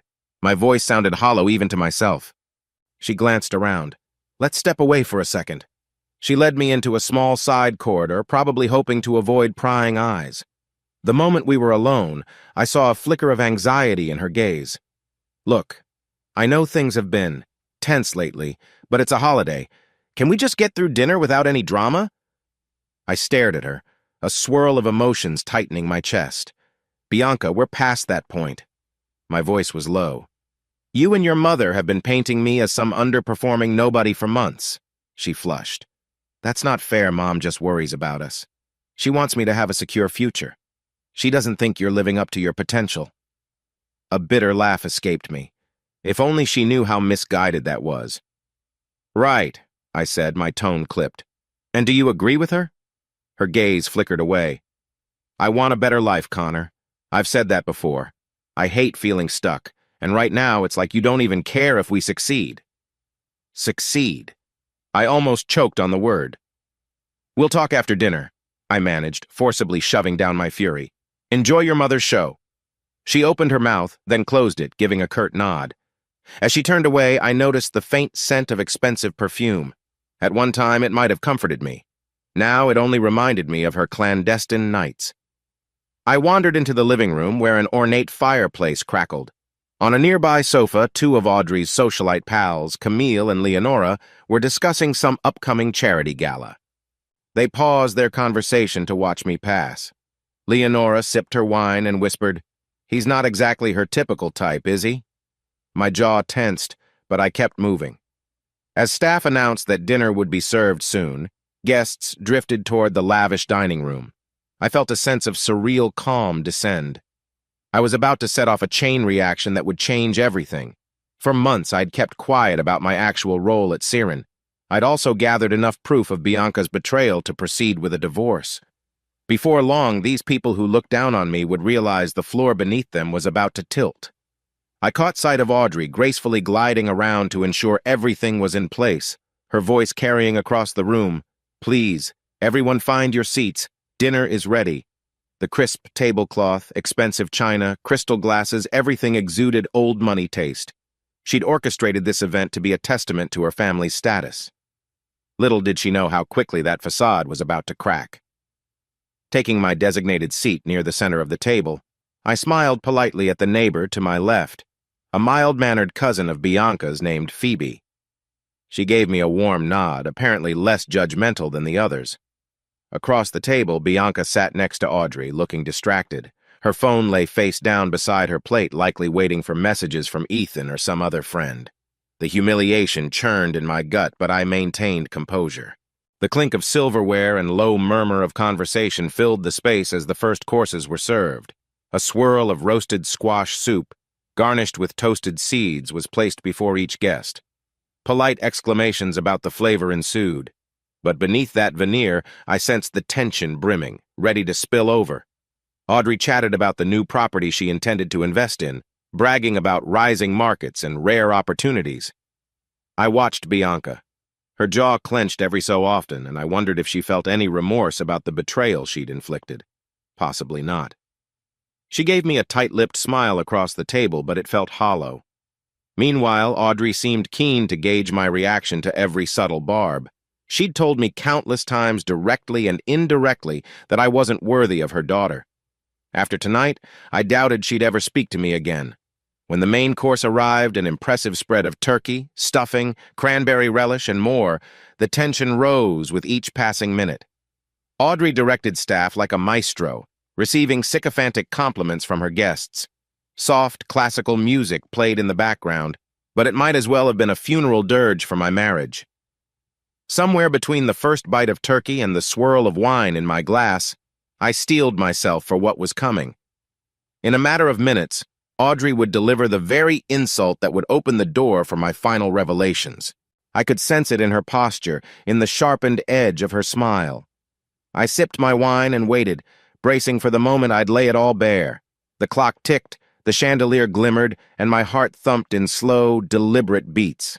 This was it, the prelude to the biggest confrontation of my life.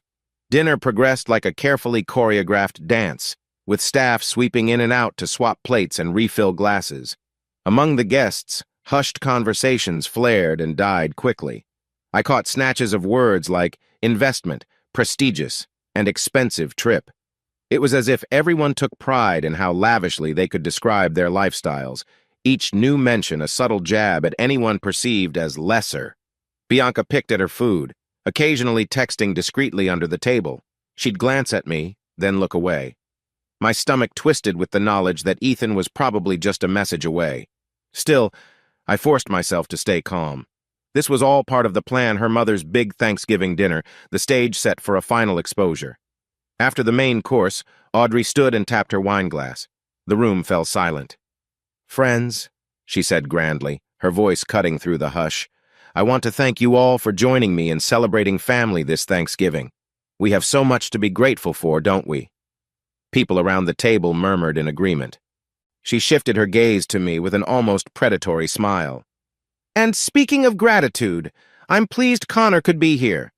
Bianca, dear, aren't you thankful your husband can still find the time to visit, given his, busy schedule?"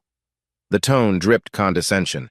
A few guests tittered politely, uncertain how to respond. Bianca gave a stiff nod. "Yes, Mom, very thankful." Audrey continued, swirling her wine. "Connor, dear, I heard from a mutual friend that you're an IT consultant." She emphasized the word consultant with a delicate sneer. "How is that going? Are you finding enough opportunities to, well, support yourself and Bianca, of course?" Across the table, I glimpsed Camille hide a smirk behind her napkin. Bianca looked mortified but didn't speak up. I cleared my throat. "It pays the bills, Audrey. We're comfortable." Audrey's lips twitched. "Comfortable," she repeated, letting the word hang. "And nothing more. Pardon me if I say, Bianca deserves the best. She was raised to appreciate finer things after all." Tension crackled around the table. A few guests exchanged uneasy glances, others seemed to relish the drama. I felt heat rise in my chest. This was precisely the moment I'd been waiting for, but it still stung. We were beyond polite banter. This was open ridicule, attacking my supposed income and ambition. My heart thudded with anticipation of what would come next. Bianca shifted in her seat, looking conflicted. Finally, she forced a half-hearted laugh. "Mom, please, this is Thanksgiving dinner." Audrey waved a hand dismissively. "Oh, come now, darling, we're all family here." She turned her gaze back to me. "Truly, though, I do wonder when you'll step up. A pathetic salary." She paused to sip her wine. It's hardly what Bianca signed up for. Silence. There it was, the word I'd been told she'd eventually spit out. Pathetic. My fists clenched beneath the table, nails pressing into my palms. Yet outwardly, I stayed composed. I took a slow breath, glancing around the table. Every face was fixed on us now, riveted by the confrontation. Even the staff seemed frozen at the edges of the room. Bianca stared into her lap, not defending me, not rebuking her mother. A wave of cold clarity rolled over me. This woman I married who once claimed to love my drive and passion was no longer on my side. The Audrey-Bianca alliance had overshadowed our marriage, and behind it all, Ethan Cole waited in the shadows, reaping the benefits of my so-called underachievement. I set my napkin on the table with deliberate calm. I see. Well, Audrey, I appreciate your concern for our finances. But let's clarify something. Audrey raised an eyebrow, clearly not expecting me to push back. Clarify? Before I could speak, one of her friends interjected, "Oh, Audrey, let's not make a scene." But Audrey silenced her with a look. "Yes, clarify," I repeated, feeling the adrenaline surge. "You keep calling my salary pathetic. You've been dropping hints for months that I'm not enough for Bianca, but you're working off the assumption that I'm simply a mid-level consultant and that's the whole story." She scoffed. "Well, if there's more to it, do enlighten us, Connor." Glancing at Bianca, I saw her eyes widen in alarm. She sensed the shift in my demeanor, a hint of the storm I was about to unleash. She whispered, "Connor, not now." But I pushed on. "You said we're all family here, Audrey, so let's share a bit of truth." I slid my chair back and stood. Around the table, people craned to watch. The staff looked uncertain, no one daring to interrupt. "I've been working in the tech sector for quite a few years, much more than you might believe." Audrey gave a brittle laugh. Yes, we've heard all about your consulting." I reached into my jacket and pulled out a small black folder. My heart hammered, but my voice was steady. "You see, I'm not just an IT consultant. I have been for some time the founder and majority owner of Siren Technologies." I paused, letting the name land in the hush. A ripple of confusion passed through the crowd. Yes, the same siren that's making headlines over quantum research and rumored mergers. All across the table, expressions morphed shock, disbelief, a few sneers of doubt. Audrey's face went pale, then flushed a deep red. One of her friends nearly dropped a fork. Bianca sat as though she'd forgotten how to breathe. "That's ridiculous," Audrey snapped. "Julian Cross is the founder of Siren. We've seen him on TV." "Julian Cross is the public face. I stay out of the spotlight by design," I said, holding her gaze. "But legally, I own a controlling interest. My shares are worth." I gave a small shrug. Well, more than enough to keep Bianca in comfort if she'd only asked. For a heartbeat, no one spoke. Then a rush of incredulous chatter erupted. Audrey looked as though she might pass out. Bianca's knuckles turned white around the stem of her wine glass. She made a strangled sound, but I continued before she could speak. "I've kept this hidden," I said, scanning the group, partly because I wanted a semblance of normal life, and partly because 3 years ago I was told to tone down my ambition for the sake of our marriage. My voice grew colder. But apparently that wasn't enough. You, Audrey, and you, Bianca insisted I was small. Insisted you deserved more. A hush fell. I noticed a few people gaping openly, uncertain whether to defend Audrey. A muscle in Bianca's jaw twitched. "Connor," she began in a tight whisper, "we can talk about this privately." I ignored her, pulling a second envelope from my jacket. I wish we could. But since Audrey insisted on a public conversation about finances, let's also address something else, your affair. Whispers of shock and panic swept the room. Bianca's eyes went glassy. Audrey let out a gasp. I flipped open the envelope, revealing photographs. Bianca entering a high-rise at midnight, dining with Ethan Cole by candlelight, her hand brushing his arm intimately. I heard a few guests gasp, others shift uncomfortably, uncertain where to look. "That's enough," Audrey hissed, face contorted. "How dare you?" "Oh, there's more," I cut in, my voice trembling with anger. "But the key takeaway is that Bianca's been meeting Ethan Cole, someone I suspect has more on his agenda than just seducing my wife. Regardless, these images prove there's been a betrayal." Bianca's hand shot out, as though to snatch the photos, but I tucked them away. "Connor, please," she pleaded, her voice cracking. "This isn't the time or place." "Actually," I said, "it's exactly the time and place. You and your mother saw to that." I placed a set of divorce papers on the table beside my untouched plate.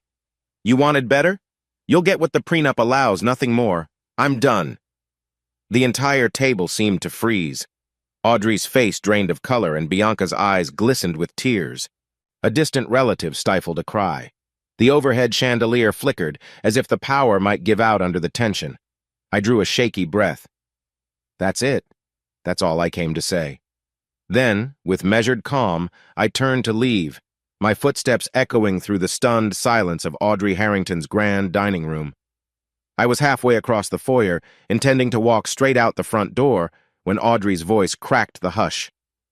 "Don't you dare run away!" she screeched, heels clicking rapidly on the polished marble floor. Several guests hovered behind her, wide-eyed. I turned slowly. The tension in my chest felt like a coiled spring. "Run away," I echoed. "I've done nothing but stay year after year letting you belittle me while I worked behind the scenes to build a multi-billion-dollar enterprise." Audrey's cheeks were blotched red, her composure fraying. "This is outrageous. You can't come in here and humiliate us like this." Behind her, some guests exchanged glances, uncertain whose side to take. A few were already edging toward the exit, probably fearing the imminent collapse of civility. Camille fanned her face dramatically, as though the temperature had spiked. I noticed Bianca standing in the corridor, her face ashen, tears threatening to spill. She tried to speak, but her mother's fury overshadowed her. Audrey jabbed a trembling finger at me. "You think you can flaunt this phantom wealth, and degrade my daughter? We were only trying to help you see your limitations." "Limitations?" I repeated with a bitter laugh. "Sure? Because nothing spells help like repeated insults. Because pushing your daughter to cheat with a wealthier man is such a caring gesture." Audrey's mouth opened and closed like a fish gasping for air. She was at a loss, but rage radiated from her posture. I stepped closer, voice dropping so only she could hear. "You manipulated Bianca, didn't you?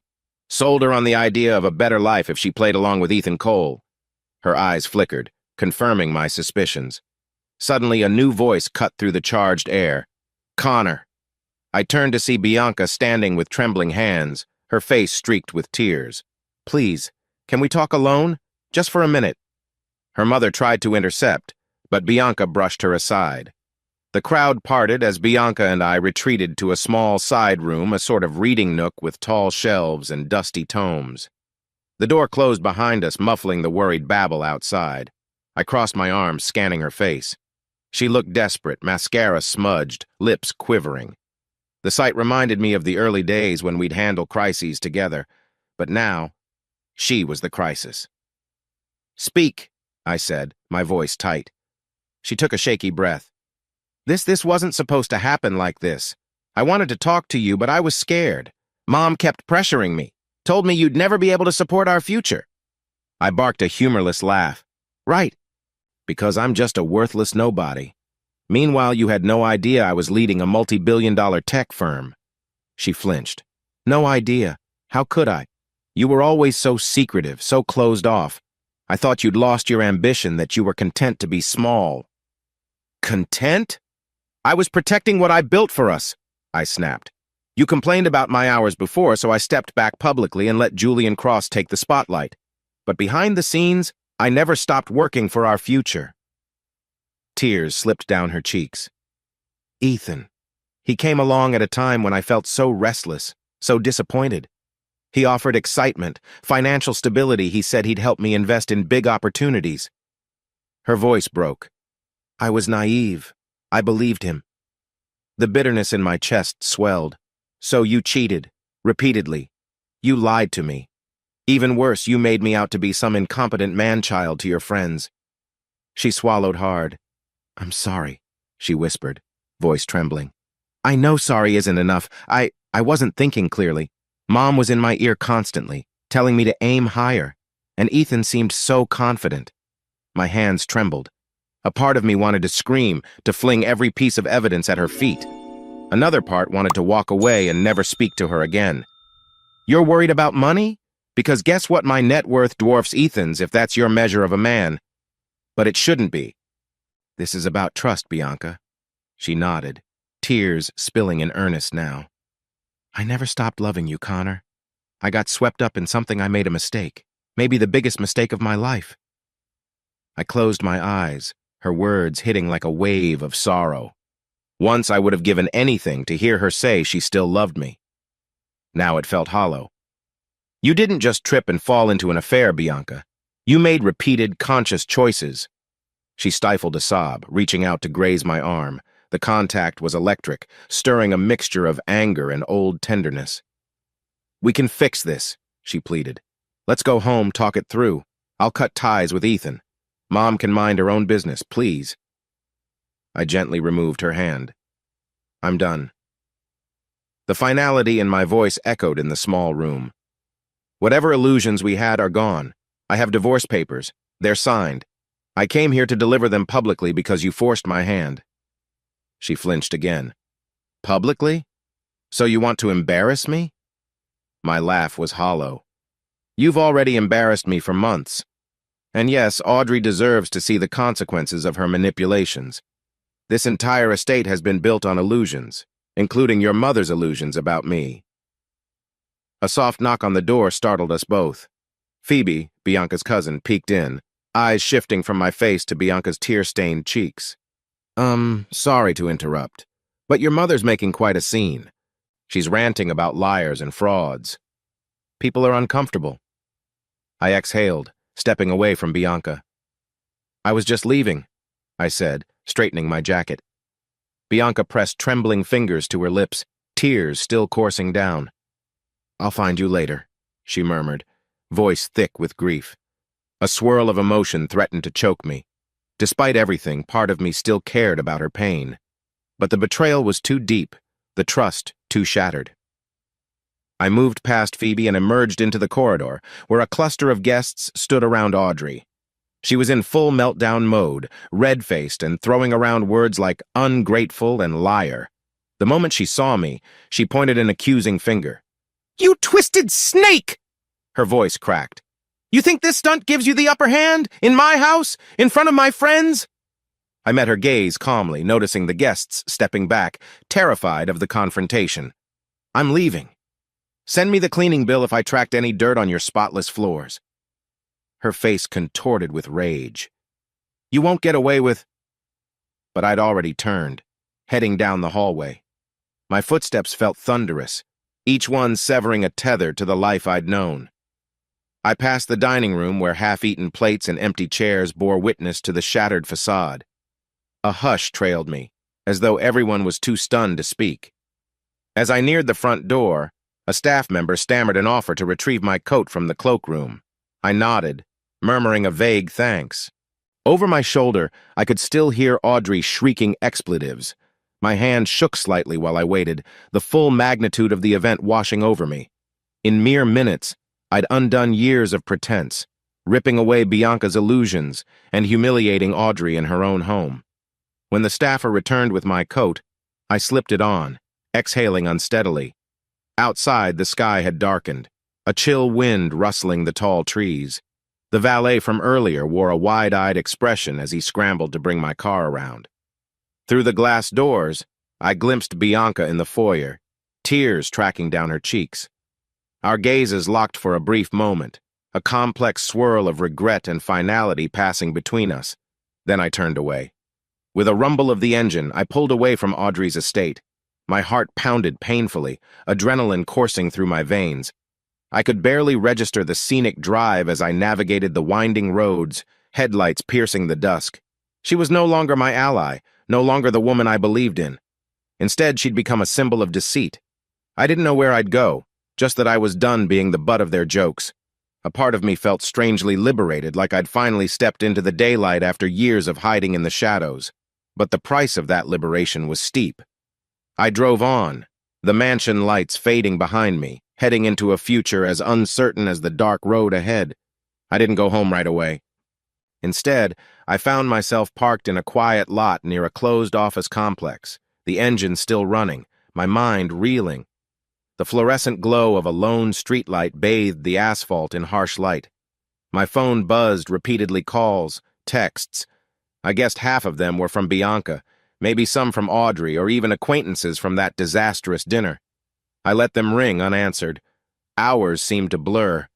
Eventually, I turned off the engine and tried to gather my thoughts. The adrenaline spike was wearing off, leaving me raw. I'd done it. Exposed myself as Siren's real founder, proven my financial standing was far from pathetic, and revealed Bianca's affair in front of her mother's society circle. Yet the triumph tasted bitter, overshadowed by heartbreak and betrayal. Finally, hunger and exhaustion pushed me to move. I drove to a late-night diner on the edge of town, one of those places with plastic booths and neon signs. Inside, the overhead lights hummed faintly, reflecting off linoleum floors. A lone waitress approached, offering a menu. "You okay, hun?" she asked, scanning my disheveled suit and tired eyes. I mustered a weak smile. "Long night. Coffee, please." She nodded sympathetically, returning a moment later with a steaming mug. I sipped it, trying to steady the swirl of emotions. My phone buzzed again. Glancing at the screen, I saw Naomi Park's name. My heart thumped. Naomi rarely called at this hour unless something was urgent. I stepped outside into the chilly air to answer. "Hey, Naomi," I said, my voice barely above a whisper. "Connor," she replied, relief evident. "I've been trying to reach you. I know it's late, but something important came up at the office, nothing catastrophic. But the final details of that rumored Lawson merger are shifting. Julian wants your input. Are you all right?" I closed my eyes, leaning against the diner's brick wall. "I'm fine," I managed, though the word felt like a lie. "I had a personal situation blow up tonight, but yeah, I can log in remotely soon." Naomi paused, concern coloring her tone. "Only if you're up to it. You sound worn out." "That's an understatement." I sighed. "Give me a few hours, okay? I'll check the files at dawn." We said our goodbyes, and I slipped the phone back in my pocket. Despite the chaos in my personal life, Siren still needed my attention. The thought gave me a strange sense of grounding. My company remained my lifeline, my achievement no one could take away. Returning inside, I forced down a simple meal: scrambled eggs, toast. The diner's bright lights and the hum of quiet conversation from a few other late-night patrons felt surreal, like an island of normalcy in a raging storm. I paid the tab and drove the final stretch back toward my house, bracing for whatever aftermath waited. But the house felt empty when I arrived. Bianca's car wasn't in the driveway. I entered to silence, flicking on lights in the living room, the kitchen. Hazel, our cat, meowed from the windowsill, clearly wondering why I smelled of stress and exhaustion. I refilled her dish, then stood in the middle of the living room, scanning the familiar furniture that suddenly felt foreign. Had Bianca come home at all? Or was she still with Audrey, dealing with damage control? A flicker of pity touched me. She must be in shock. But I pushed the sentiment aside, reminding myself how many nights she'd spent lying or meeting Ethan while I remained clueless. This was the cost of betrayal. Within an hour, my phone finally rang with a call from Bianca's number. I let it ring twice before deciding to answer. "Hello?" Her voice sounded wrecked, but she tried to stay composed. "Connor," she said, inhaling a shaky breath. "I'm at Mom's." She won't stop ranting. She keeps throwing things. She broke one of her prized vases. This is a nightmare. I kept my tone flat. "You mean because the truth finally came out? Or because you got caught?" Silence met my ear for a few beats. "Both, I guess," she whispered eventually, voice trembling. I'm sorry. I wanted to handle it more discreetly. But you blindsided me." The hollowness in my chest ached. "Blindsided you? Try months of sneaking around behind my back." She sniffled. "Can we at least talk face to face? I need to understand why you kept Siren a secret, why all of this came out now." Exhaustion weighed on me, but I forced clarity. "We can talk about the logistics of the divorce, the splitting of assets, things like that. But the deeper reasons?" My voice softened. "I don't think it matters anymore, Bianca." Her quiet sob told me she realized the same.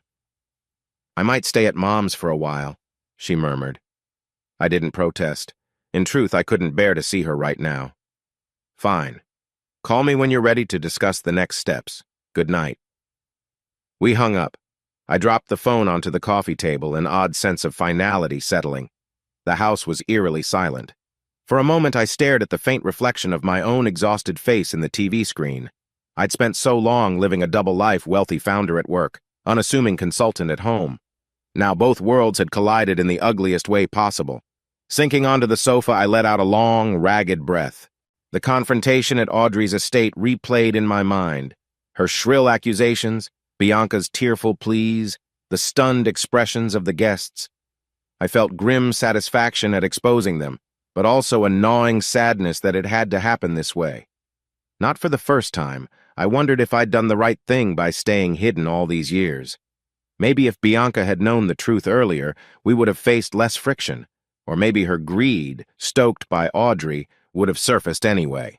I rubbed my temples, forcing the thoughts aside. No point in second-guessing. The damage was done. Over the next few hours, I drifted in and out of restless dozing, the couch far from comfortable.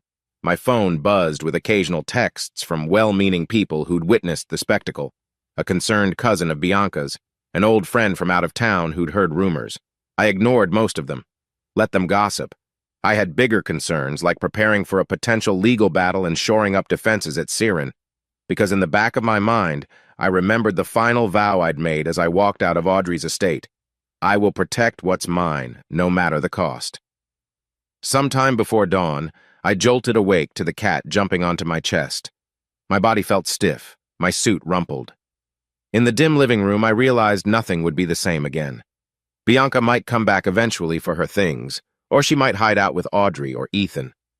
But as of tonight, our marriage was effectively over. And while the heartbreak throbbed, a sharper impetus burned beneath it revenge.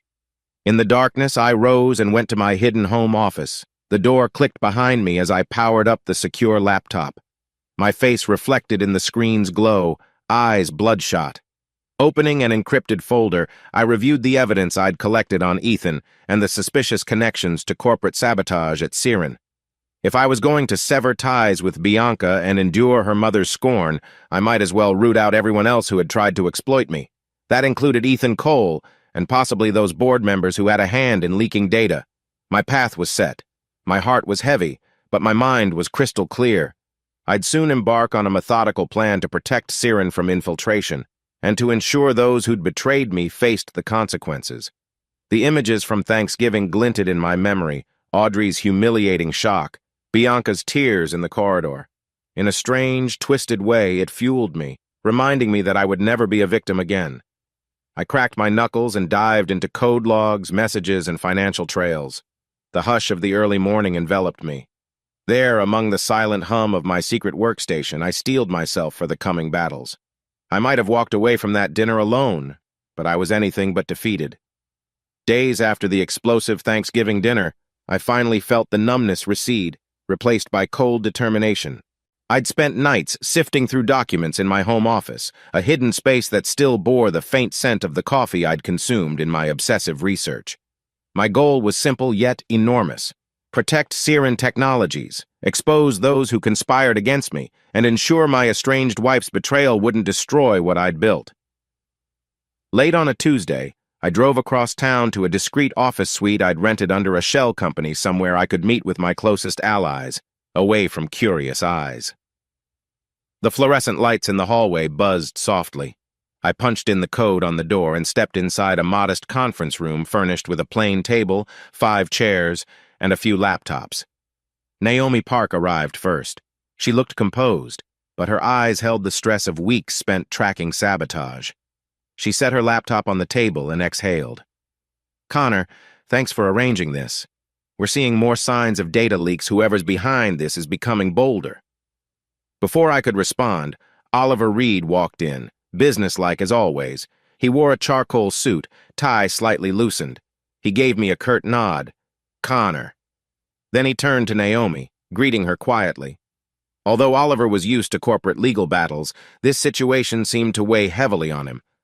Lastly, Marshall Hale slipped in. He shut the door behind him and did a quick scan of the room. "All clear," he said in his gravelly voice. "I've doubled security at the potential breach points you mentioned, Connor. No sign of new tampering yet, at least physically." We all took seats. A hush settled, the gravity of the moment pressing on us. I cleared my throat. "All right, I won't waste time. We have reason to believe certain individuals are plotting to sabotage Siren, either by leaking quantum computing breakthroughs or using them for unethical purposes." I opened a file on my laptop, projecting a few bullet points onto the blank wall. "We suspect Ethan Cole, the same man who was entangled with Bianca, may be a pawn. He's meeting with other parties who could be connected to our board or to outside competitors. Potentially, Jeremy Lawson is involved, and we have to consider whether Julian Cross is compromised too." Naomi leaned forward, her long hair falling over one shoulder. I've noticed that every time Ethan meets certain investors, there's a spike in off-hours logins to our servers. It's almost like a signal. Oliver frowned. That suggests an inside contact. Could be someone at the board level we haven't fully identified yet. You mentioned Lawson Innovations. Maybe Jeremy Lawson is that contact. Or maybe he's a decoy. Marshall opened a folder. My team's surveillance indicates Ethan's finances have taken a serious hit lately. He's overextended on restaurant expansions. My guess? He's desperate for capital. That puts him in a position to do shady deals. I nodded. The mention of Bianca's affair still made my chest tighten, but I forced myself to remain clinical. If Ethan's just a puppet, then the puppeteers are more dangerous. We need a plan that doesn't just expose them, but also protects Siren's core technology. Naomi exchanged a glance with me. You want to share Project Guardian with them? She asked. That's why we're here, I confirmed. Turning to Oliver and Marshall, I explained. Project Guardian is a fail-safe system I began designing months ago, after I first suspected a serious threat. It's essentially a hidden override that can lock down our quantum computing assets, rendering them useless for unauthorized purposes. It's not a complete shutdown, but it's enough to prevent weaponization. Oliver's brows rose. This could save the company if sabotage escalates, but implementing it might require direct access to secure servers. If we spook the saboteurs too early, they could accelerate their plans. Marshall folded his arms, thoughtful. So we need to gather enough evidence first, then activate Project Guardian at the right moment. Meanwhile, you want to continue investigating Ethan Cole's involvement and whoever else might be pulling the strings. Exactly, I said. Naomi, you'll help me finalize Guardian's code. Oliver, your legal expertise is vital, especially since we're about to face blowback. And Marshall, I need your team's best surveillance tactics to keep tabs on Ethan, Lawson, and possibly Julian. We do this quietly so they don't suspect we're onto them. A tense silence fell. Everyone understood the magnitude of what lay ahead. Finally, Naomi spoke, voice tinged with determination. I'm in. Just promise me if it gets too risky, we don't put the company or ourselves in jeopardy. Oliver leaned back, crossing his legs. Connor, I should mention something. Bianca's attorney is already sniffing around for more than just marital assets.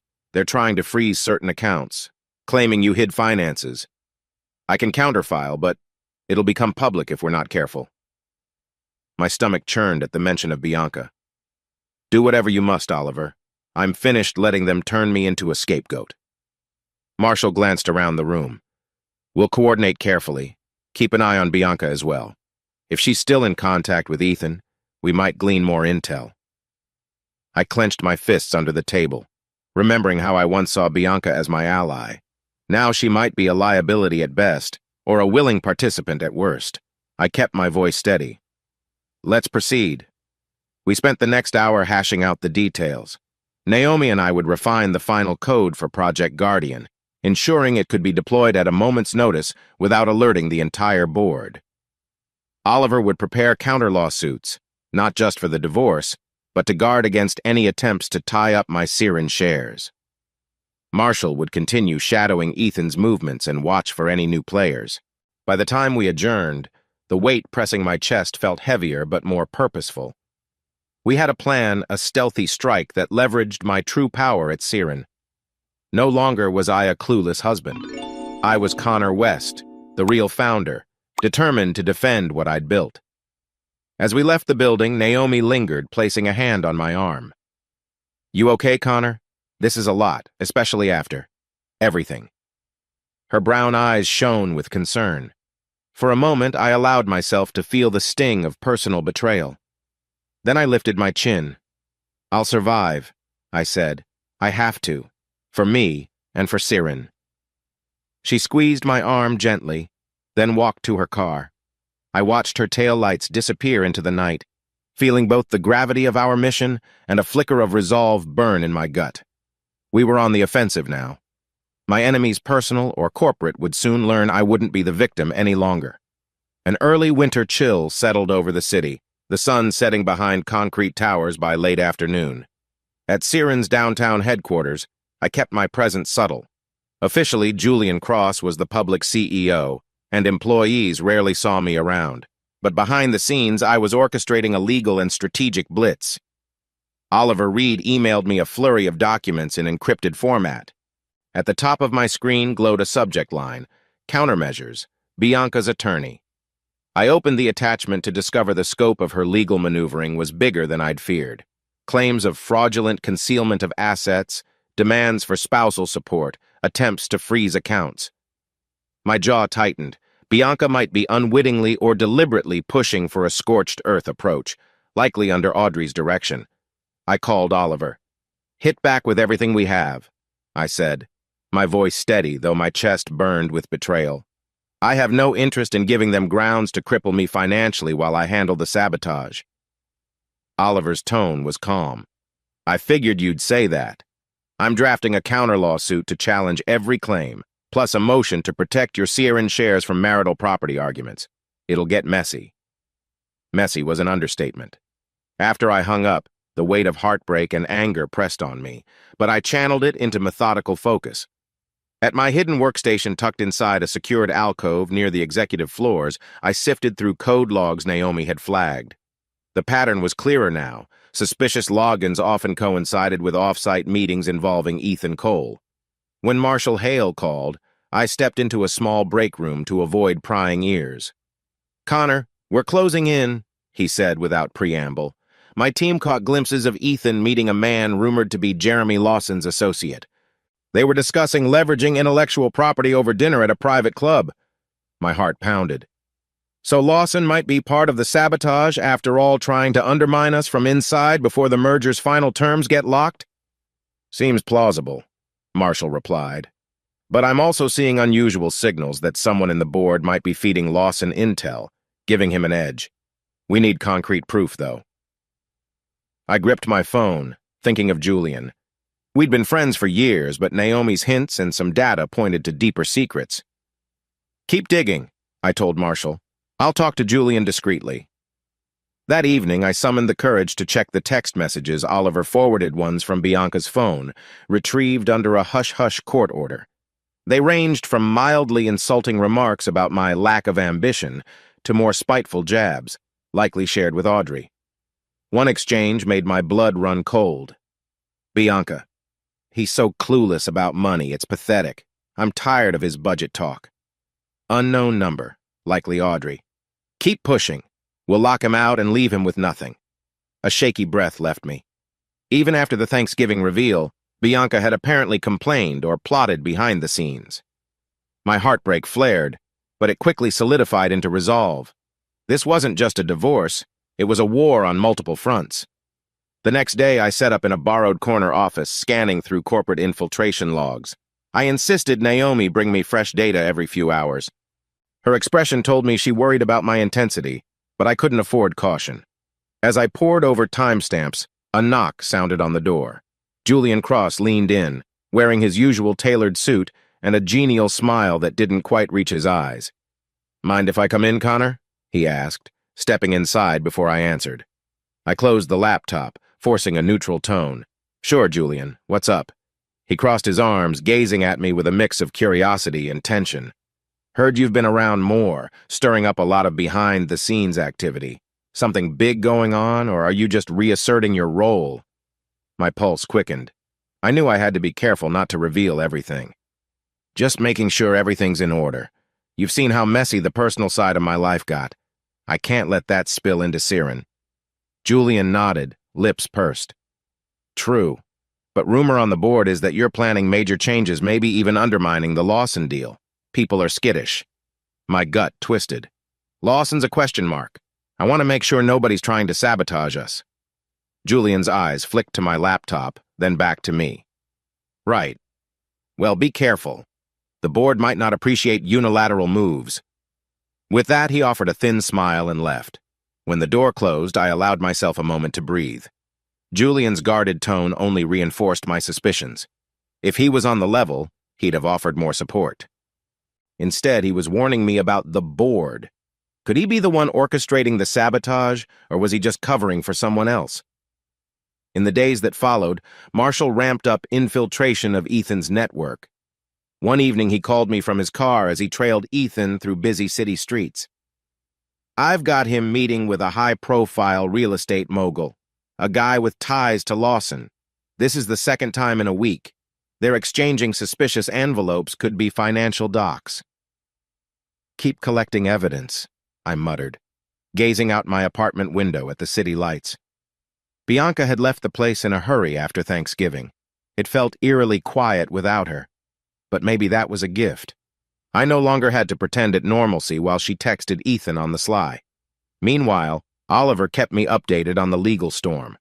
Bianca's attorney demanded a freeze of personal assets, claiming I'd withheld millions. Oliver responded with countersuits challenging the validity of her accusations, citing my prenuptial agreement. The legal ping-pong felt like a slow strangulation of everything we once had. Yet each blow only sharpened my will to fight. Late one night, I stared at a pile of text transcripts on my kitchen counter. One was from Bianca to Audrey right before Thanksgiving. Bianca: "Mom, if Connor won't step up, I'm done. Ethan says he'll invest in us, help me move on." My throat tightened. So she'd laid the groundwork for this betrayal well before I ever confronted her. I balled the paper and tossed it aside. Enough. She'd made her bed. My mission was bigger now. Preserve Siren, neutralize those trying to profit from my technology, and restore order to a life that had been shredded by her faithlessness. Glancing at my phone, I dialed Naomi. It rang twice before she answered, sounding groggy. "Connor, it's nearly midnight." "I know," I said, voice hushed. "I need to finalize the structural diagrams for Project Guardian. The infiltration is worse than we realized. I don't want us blindsided." She sighed, but didn't hesitate. "All right. Email me the files. I'll review them first thing. Just don't burn yourself out, okay?" I managed a half smile, though no one could see me. No promises. Hanging up, I settled at my desk, code swirling on the screen. I found grim satisfaction in methodically building the digital fortress that might save Siren from exploitation. The hush of my empty apartment pressed in, reminding me I was fighting alone, but I had no choice. This was warfare, corporate and personal, and I intended to emerge victorious. By the following week, I had a clearer picture of how deeply Ethan Cole and his associates might be entangled with Siren's sabotage. Still, we lacked definitive proof about who on the board, or at the executive level, was funneling them inside data. I decided on a bold approach: deception. I convened a small meeting in the same rented office suite with Naomi, Oliver, and Marshall. Outside, icy wind rattled the windows. Inside, the air tingled with anticipation as I laid out the plan. "We're going to fake a financial collapse on my end," I said flatly, "so they think I'm weakened. Let them assume the sabotage is working, that they can pick apart Siren or buy it cheap from under me. That'll coax them into making riskier moves."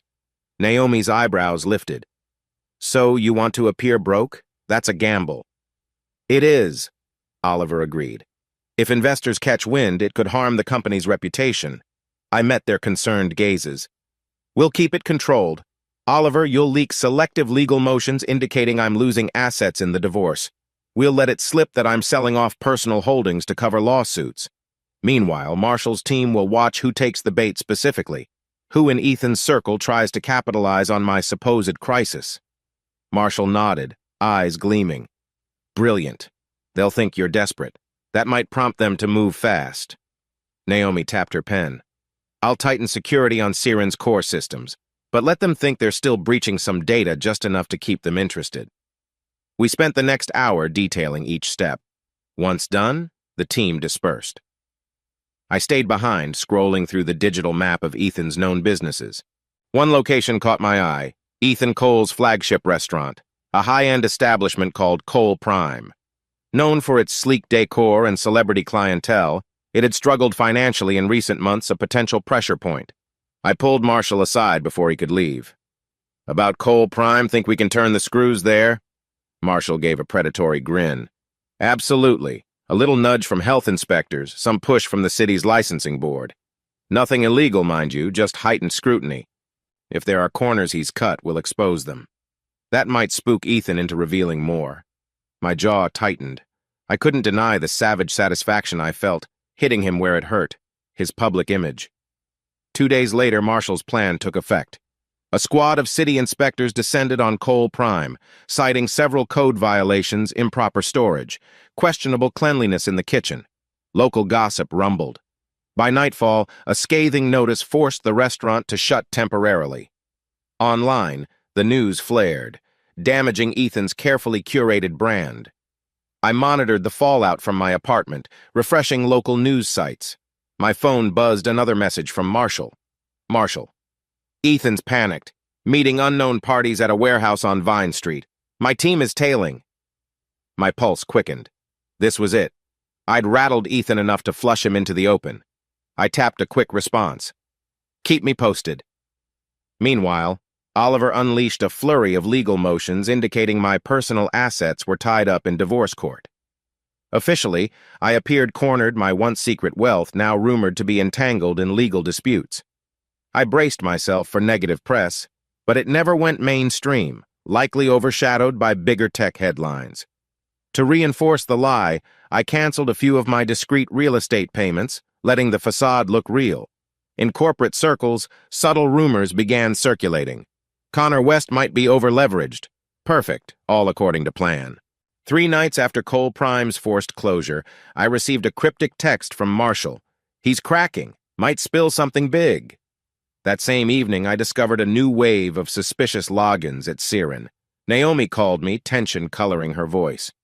Connor, they're probing deeper. A chunk of data relating to our quantum hardware specs was accessed under an outdated board account. Looks like they're in a hurry now. I nodded grimly, even though she couldn't see me. Good. Let them think the sabotage is succeeding. We'll intercept every real file, feed them incomplete or corrupted versions. Keep them hungry. After midnight, my phone rang again, Marshall, breathless. We cornered Ethan outside that warehouse. My associate pretended to be a city official delivering more bad news. In his frustration, Ethan spilled partial details about a bigger plan with an inside partner at Siren. He refused to name names, but he mentioned Julian Crosses in passing, cursing him out. A chill tightened in my gut. Julian, my old friend, the face of Siren. Could he be orchestrating the sabotage? Or had Ethan merely named him as a figurehead, the one who publicly ran the company? Did you record any of it? Got some audio. Nothing definitive, but enough to suspect Julian's deeper involvement. Grinding my teeth, I paced the living room. So the deeper plot was real Ethan, possibly with Lawson's help, possibly with Julian. The puzzle had pieces yet to lock in place, but we were close. Keep pressing, I told Marshall. If Ethan cracks further, we'll have leverage to expose the entire ring. Next morning, I grabbed coffee at a local shop and overheard 2 patrons chatting about Cole Prime's closure. They laughed over Ethan's misfortune, calling him the high flyer who got clipped. I sipped my coffee, heart pounding with grim satisfaction. This was exactly the kind of pressure Ethan needed to feel. Later, rummaging through more code logs at my hidden workstation, I uncovered a new clue. An IP address used for illegal downloads of our quantum encryption modules was traced to a private hospital's network. My eyes narrowed. A hospital was an odd place for corporate espionage. Then, a memory flickered. Someone had once mentioned Julian visiting a hospital frequently. But why? I made a mental note, not wanting to jump to conclusions yet. It could be a coincidence or something more. That evening, Oliver burst into my office with a look of both triumph and worry. We got a partial break in the divorce filings, he said. Bianca's attorney backed off freezing your Siren shares, probably because they fear a countersuit over defamation. But they're pushing for a bigger settlement from your personal accounts. Looks like they're running out of strategies. I rubbed my temples. Let them push. I have no qualms paying what's mandated in the prenup. Beyond that, no deals. Oliver hesitated. Connor, are you sure you can handle the emotional toll of all this warfare? It's personal and corporate, both high stakes. My gaze hardened. I'm sure. I can't falter now. Ethan's reeling, and we're getting closer to the truth. If Julian is compromised, I need to confirm it before making a move. As Oliver left, I stared out the window. Streetlights flickered on below, illuminating the busy downtown. My reflection in the glass looked tired but resolute. The biggest lie I was telling was that I had lost everything. In reality, I was still in control, preparing one final push to expose the conspiracy. With each passing day, the tension tightened like a noose around Ethan's neck, and soon enough, it would snap. I felt a surge of determination. My wife's betrayal had hurt me in ways I couldn't easily forget, but it had also galvanized me to fight back. I owed it to myself and to Siren to see this to the end. One last piece remained, figuring out who in my inner circle, possibly Julian Cross himself, was orchestrating the ultimate betrayal. A cold wind whipped through the city that night, rattling windows in the towering skyscrapers. I sat alone in my secret office, lights dimmed, reviewing the final code structure for Project Guardian, the kill switch that would lock down Siren's quantum infrastructure in case of a catastrophic breach. My chest felt tight with anticipation. Naomi had left hours ago after we debugged the last lines of code. She'd asked if I was okay, seeing the strain etched on my face. I told her I was just tired. But in truth, my mind churned with revelations from Marshall's latest intel.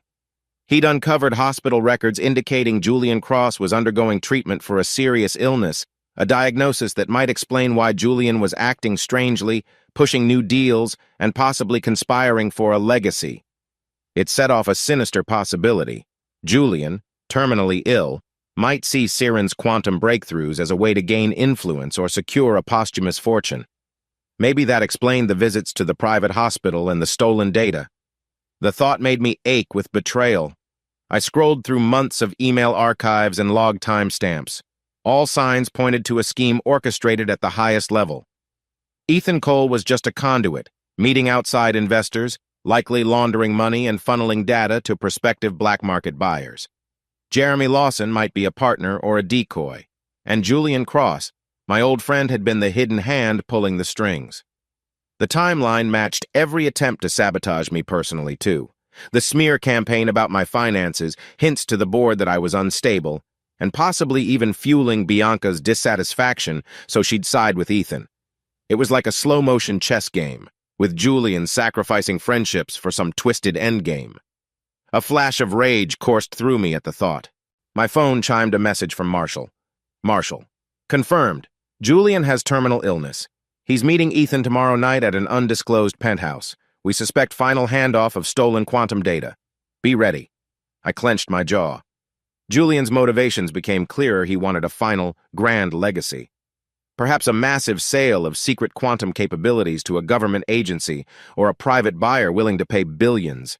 The implications were horrifying. Entire encryption systems worldwide at risk, unstoppable surveillance. Siren could become the ultimate tool for control. I refused to let that happen. The next morning, I convened a hush-hush call with Naomi and Oliver. Julian is at the center of this, I said, voice taut. He's working with Ethan to sell our breakthroughs, likely to unscrupulous agencies or buyers. Naomi sounded pained. But why, Connor? He's been with you since the beginning. The medical records suggest he's dying, I explained quietly. He might see this as his chance to go out in a blaze of glory, leave behind a monumental fortune or a powerful tool. Oliver sighed. That's monstrous. Are we activating Project Guardian now? I hesitated, the weight of the choice pressing down. Not yet. We need to catch Julian in the act. If we shut down the system preemptively, he'll just claim ignorance, vanish with whatever data he already stole. I want him fully exposed, they agreed. We decided on a watchful wait. Marshall would keep eyes on the penthouse meeting, while Naomi remained on standby to trigger Guardian if it looked like the stolen data was leaving our servers. Meanwhile, I steeled myself for the ultimate confrontation. Late afternoon found me pacing the corridor outside Julian's office at Siren headquarters. The carpeted hallway was nearly empty. I'd come under the pretense of needing a private word. My heart hammered with tension. This was the man I'd once trusted with my entire operation's public image. Would he slip and reveal something? He emerged from his office, eyes betraying surprise when he saw me. Connor, he said, forcing a warm tone. You rarely drop by unannounced these days. Everything okay? I managed a calm nod, motioning to the vacant conference room. Inside, with the door closed, the hush felt stifling. I wanted your take on the rumored sabotage, I lied, watching him carefully. We've had more suspicious activity. Julian rubbed his temple. Suspicious activity, yes, but no concrete proof of who. Some board members suspect Lawson is behind it. He paused, studying my expression. You have any leads? I shrugged. Could be Lawson, or maybe someone else closer to home. Hard to say. I let that last phrase dangle, seeing if he'd flinch. He didn't. His face remained smooth, practiced. Only the faint twitch near his left eye betrayed stress. He offered a thin smile. Saren's too valuable for petty sabotage. People might try, but we'll handle it. Don't worry, my friend. A surge of disgust, laced with sorrow, twisted in my stomach. He was lying straight to my face, but I played along. I'm counting on you, I said quietly, then left, my mind set. That night, Marshall texted, Julian and Ethan headed to the penthouse. Plan in motion. I alerted Naomi, who prepped to monitor all data transfers. Within an hour, she reported unusual spikes in traffic from Julian's executive credentials. They were pulling massive files blueprints for quantum encryption architecture, advanced processing algorithms, everything a buyer would want to weaponize the tech. The final theft was happening right under our noses. It was the ultimate betrayal. The man I'd entrusted with my public legacy was gutting the company from within, leveraging my personal strife to slip away with secrets worth billions. A calm fury settled over me. The time for half measures was over. I signaled Naomi. Stand by. Initiate Guardian if they succeed in offloading data. Then I messaged Marshall. Move on them as soon as you have confirmation of the exchange. We need solid evidence. His reply came swiftly. Understood. We're in position. The hours stretched, tension pounding in my skull. Near midnight, Naomi's voice crackled over a secure line. They've accessed the final batch of encryption prototypes. Data is being copied to an external node, presumably at the penthouse. We can trigger Guardian now, or wait until we see a direct transfer out of our system. My fists clenched, knuckles white. We wait until the last second, I muttered. Let them think they got away, then we slam the door. Outside my apartment window, the city lights glowed. I pictured Julian huddling with Ethan, a triumphant smirk on his face as he explained how he outmaneuvered me. They'd toast their success, never suspecting that the files were rigged. Project Guardian's silent protocols ensured the real data was locked behind encryption bombs. The stolen files would degrade or become traceable, but the tension in my chest wouldn't ease until I saw them exposed. With the final bits of code siphoned off, the trap was set. My phone vibrated with a text from Naomi. They finished the download. Once they try to run it, we can see who's on the other end. Another from Marshall. Heading in. We'll confirm contact. I exhaled shakily. This was the prelude to a storm. By morning, the conspirators might believe they owned the keys to unstoppable technology, only to discover it was a ticking time bomb that would lead authorities straight to them. My heart pounded with a mixture of satisfaction and sorrow. I'd spent years with Julian, never suspecting he'd go this far. Now, we were at the brink of confrontation. I whispered to the empty room, You wanted a legacy, Julian? Fine. You'll get one as a traitor caught in the act. Then I switched off the lights. My role was nearly complete. The next move belonged to them, and once they made it, I'd activate Guardian, shutting every door they thought was open. No more illusions, no more secrets. Clenching my jaw, I pictured Bianca's tear-stained face from Thanksgiving, Ethan's smug grin, and Julian's practiced smile. All three had tried to manipulate or exploit me, but soon enough, they'd learned that betrayal carried a steep price. I sat in the darkness, waiting for the inevitable flashpoint that would change everything. I arrived at Saren's headquarters in the pre-dawn hush, nerves jangling like loose wires in my chest. Outside, the skyscraper loomed against a still dark sky, windows reflecting the faint glow of city lights. Few people roamed the lobby at this hour, a security guard yawning behind a desk, a pair of maintenance workers polishing the marble floor. It was a stark contrast to the turmoil I felt inside. Naomi Park met me by the private elevator leading down to the secure sublevels. She wore a serious expression, hair pulled back in a tight ponytail. Connor, she said quietly, we're as ready as we can be. I nodded, swallowing against a dry throat.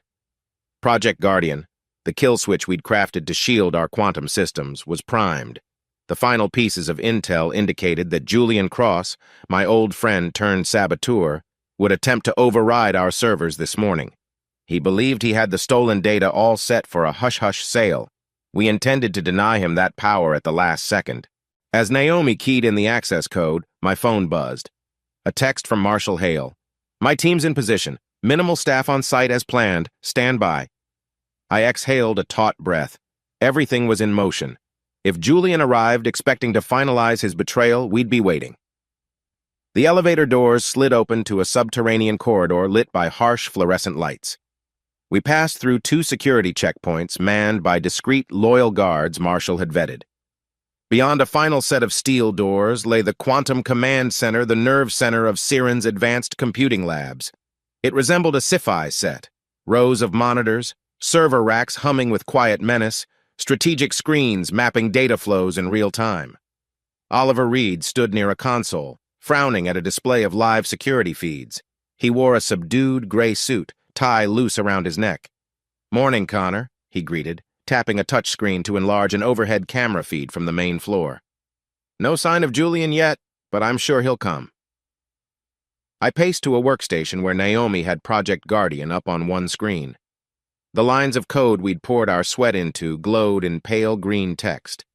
One button push, and we'd lock down every quantum processor, rendering stolen data worthless.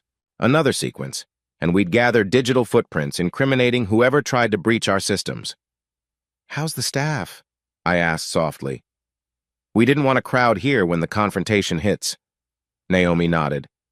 "Minimal presence, just enough to keep up appearances. Everyone else is working remote or in different offices. If all goes well, we'll have Julian and any accomplices cornered before they realize it." Oliver flicked through camera angles on the overhead screen. The lobby, empty corridors, a parking garage. My heart lurched as I noticed a black SUV pulling into a reserved spot. "He's here," Oliver muttered. My phone buzzed with Marshall's update. Julian unknown individuals heading to elevator. 3 men total, possibly armed. I felt a wave of anger and sadness. Julian had truly gone Allen, bringing muscle as if he anticipated a hostile takeover. Naomi's eyes narrowed at me. "You okay?" "I will be," I said, focusing on the mission. My entire body thrummed with tension. It was time to face my oldest friend, a man I once trusted with my life. Footsteps echoed in the hallway outside. A beep, someone using high-level credentials at the final door. We braced. Marshall's team had intentionally let Julian's group reach the command center, ensuring we'd catch them red-handed. Then the door hissed open. Julian Cross stepped in, flanked by 2 imposing figures in dark suits. He gave me a cool, almost pitying look. Gone was the friendly facade. "Connor," he said, his voice carrying through the silent lab. "I didn't expect you here so early." I squared my shoulders, pulse pounding. "This is my company, Julian. You shouldn't be surprised to see me." He inclined his head, scanning the room with unsettling calm. "It's also my day to finalize certain arrangements. I'd advise you not to interfere." The 2 men behind him shifted, revealing holstered weapons beneath their jackets. Oliver tensed near the consoles. Naomi took a breath, standing behind me. I noticed Marshall quietly emerge from a side entrance, one hand resting near his hip, likely on a concealed firearm. 3 additional security personnel appeared at strategic points, blocking any retreat. Julian's eyes flickered, but he maintained a chilling composure. "So, you found out," he said, almost in admiration. "I guessed you might. But it's too late. I have the data, Connor.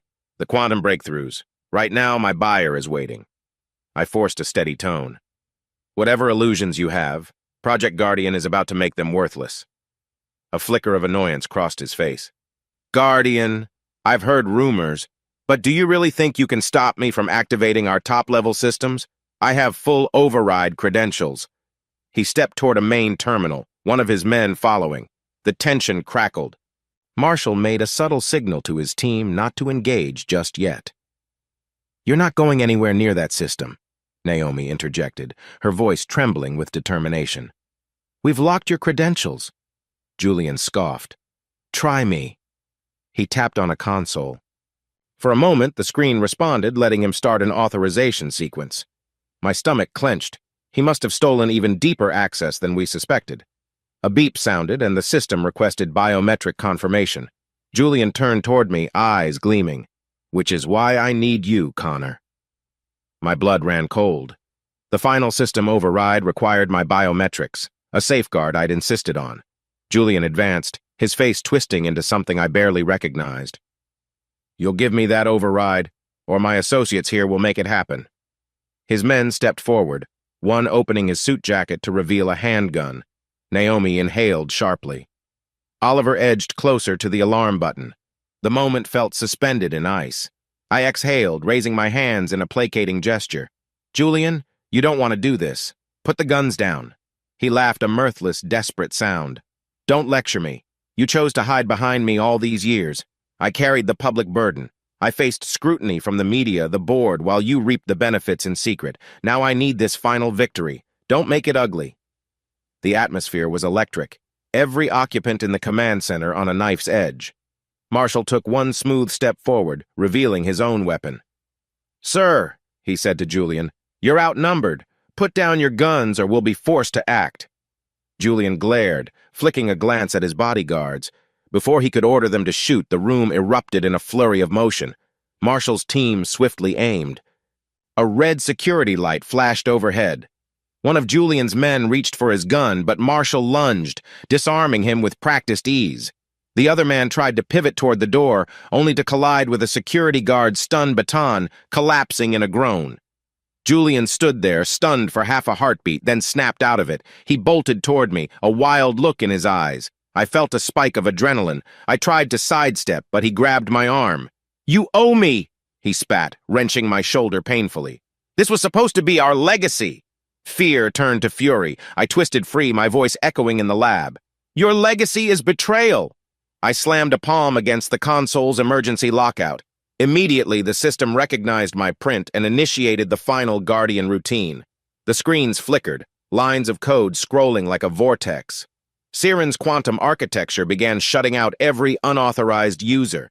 Julian's face contorted with rage. He lunged again, but Marshall's security hammered him to the ground. In a flash of movement, the door burst open, federal agents in dark jackets, brandishing badges and firearms.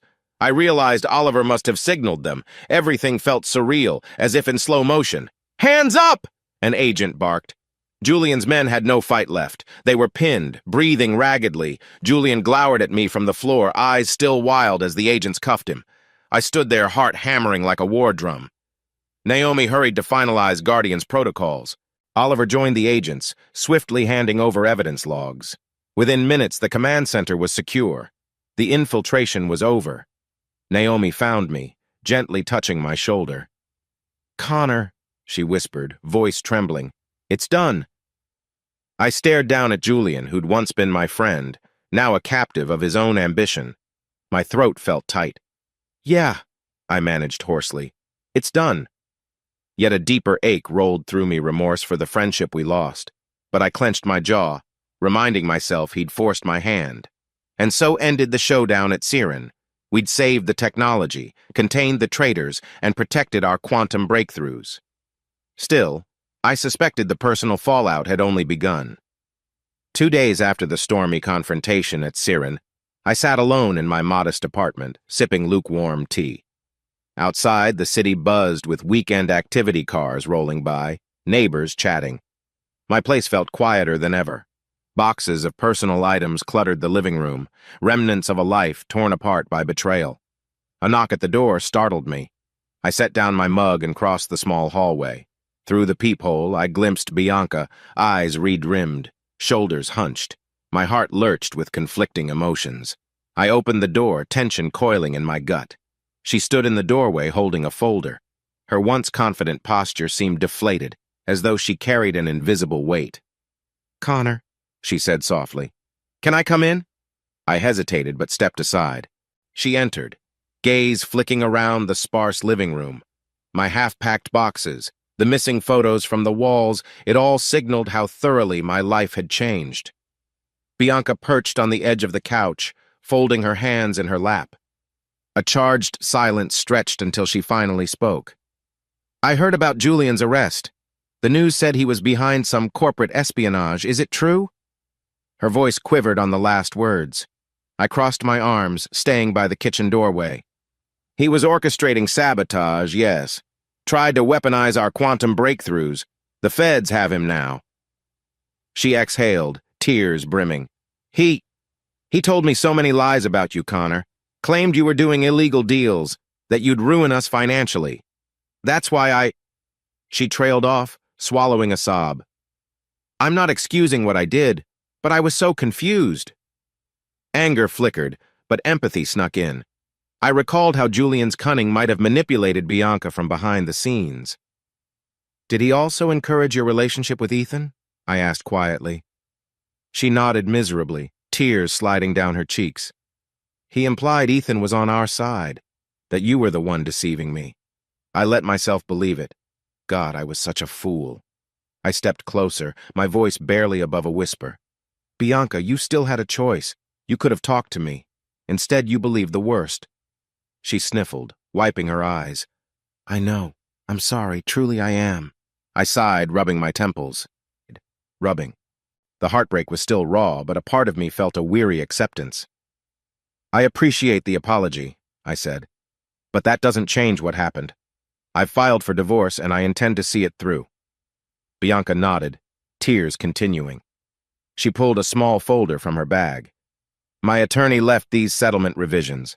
I won't fight the prenup anymore. Mom's furious, but I told her I refuse to drag this out. A trembling breath. I deserve the consequences. I took the folder, scanning the top page. The terms were straightforward, aligning with our original prenuptial agreement, no attempt to seize my Siren shares or manipulate the outcome. It was a stark contrast to the aggressive posture she'd held before. Thank you, I said quietly. I'm sorry it came to this, but there's no going back. She nodded, voice hitching. I understand. Then she hesitated. Ethan's done, isn't he? The restaurant closures, the charges. Did you have a hand in that? The corner of my mouth twitched. Ethan made his own bed health code violations, shady finances. We simply shined a light on them. He's facing multiple investigations now. She pressed her lips together, a flicker of regret crossing her face. Serves him right. He used me too. I should have known better. God, I hate who I became.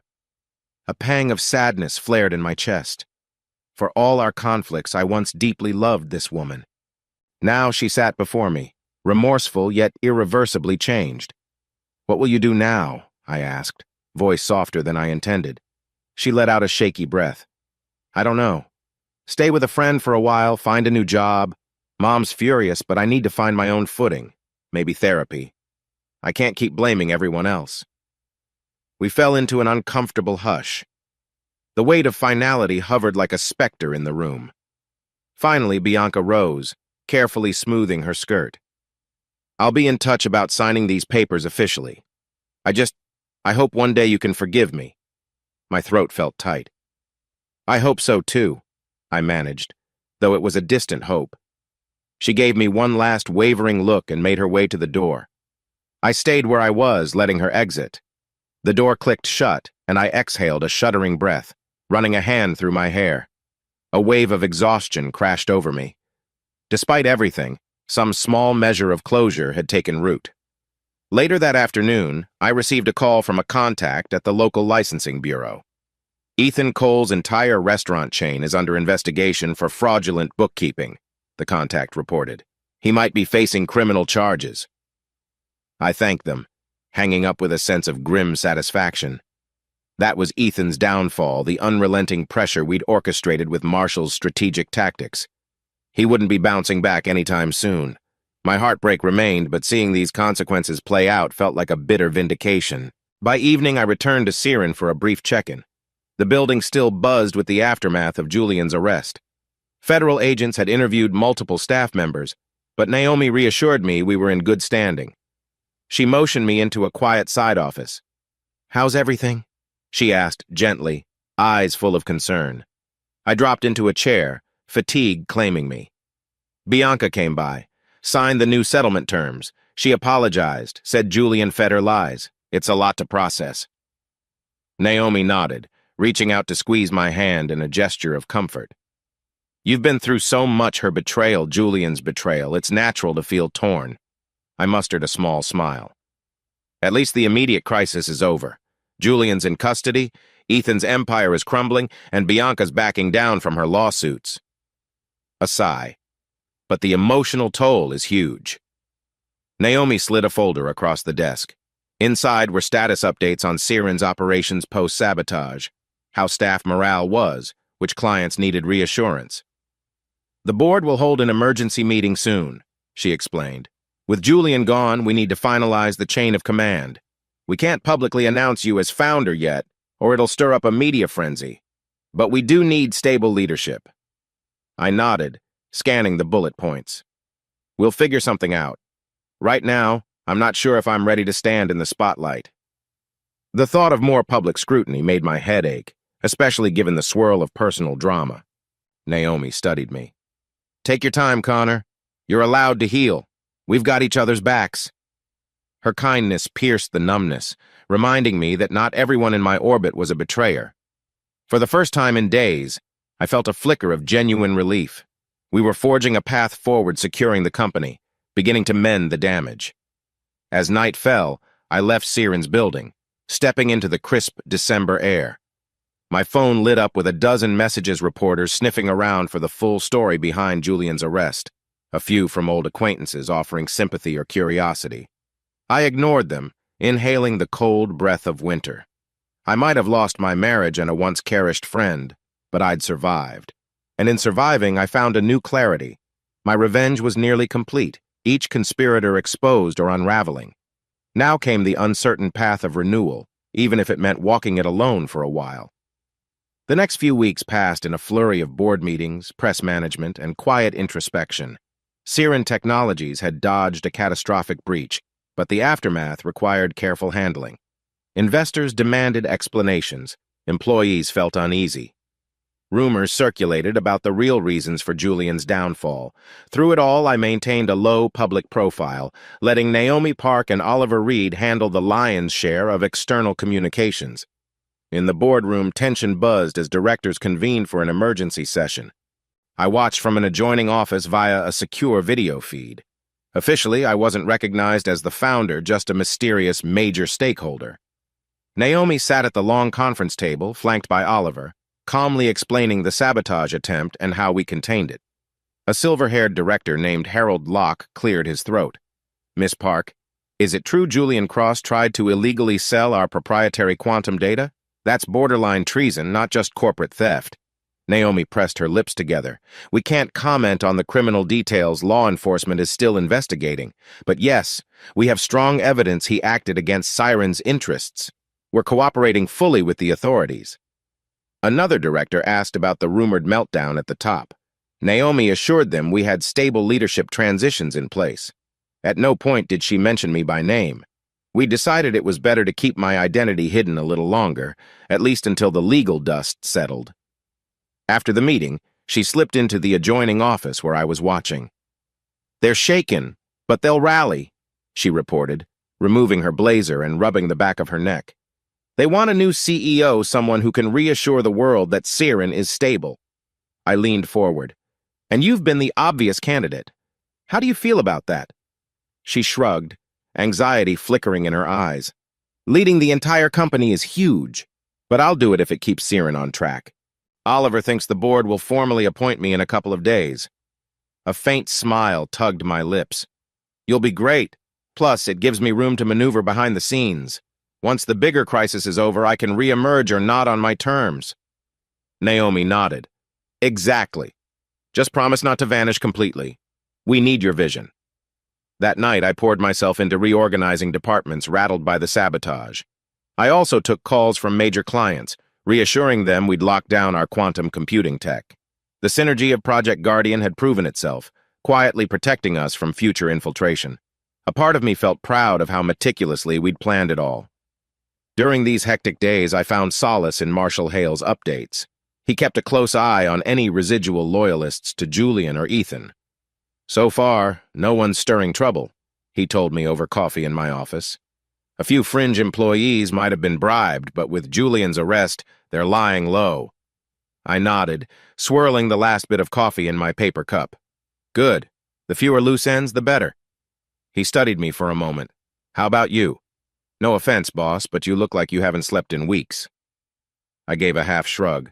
Sleep's overrated when you're rebuilding your life.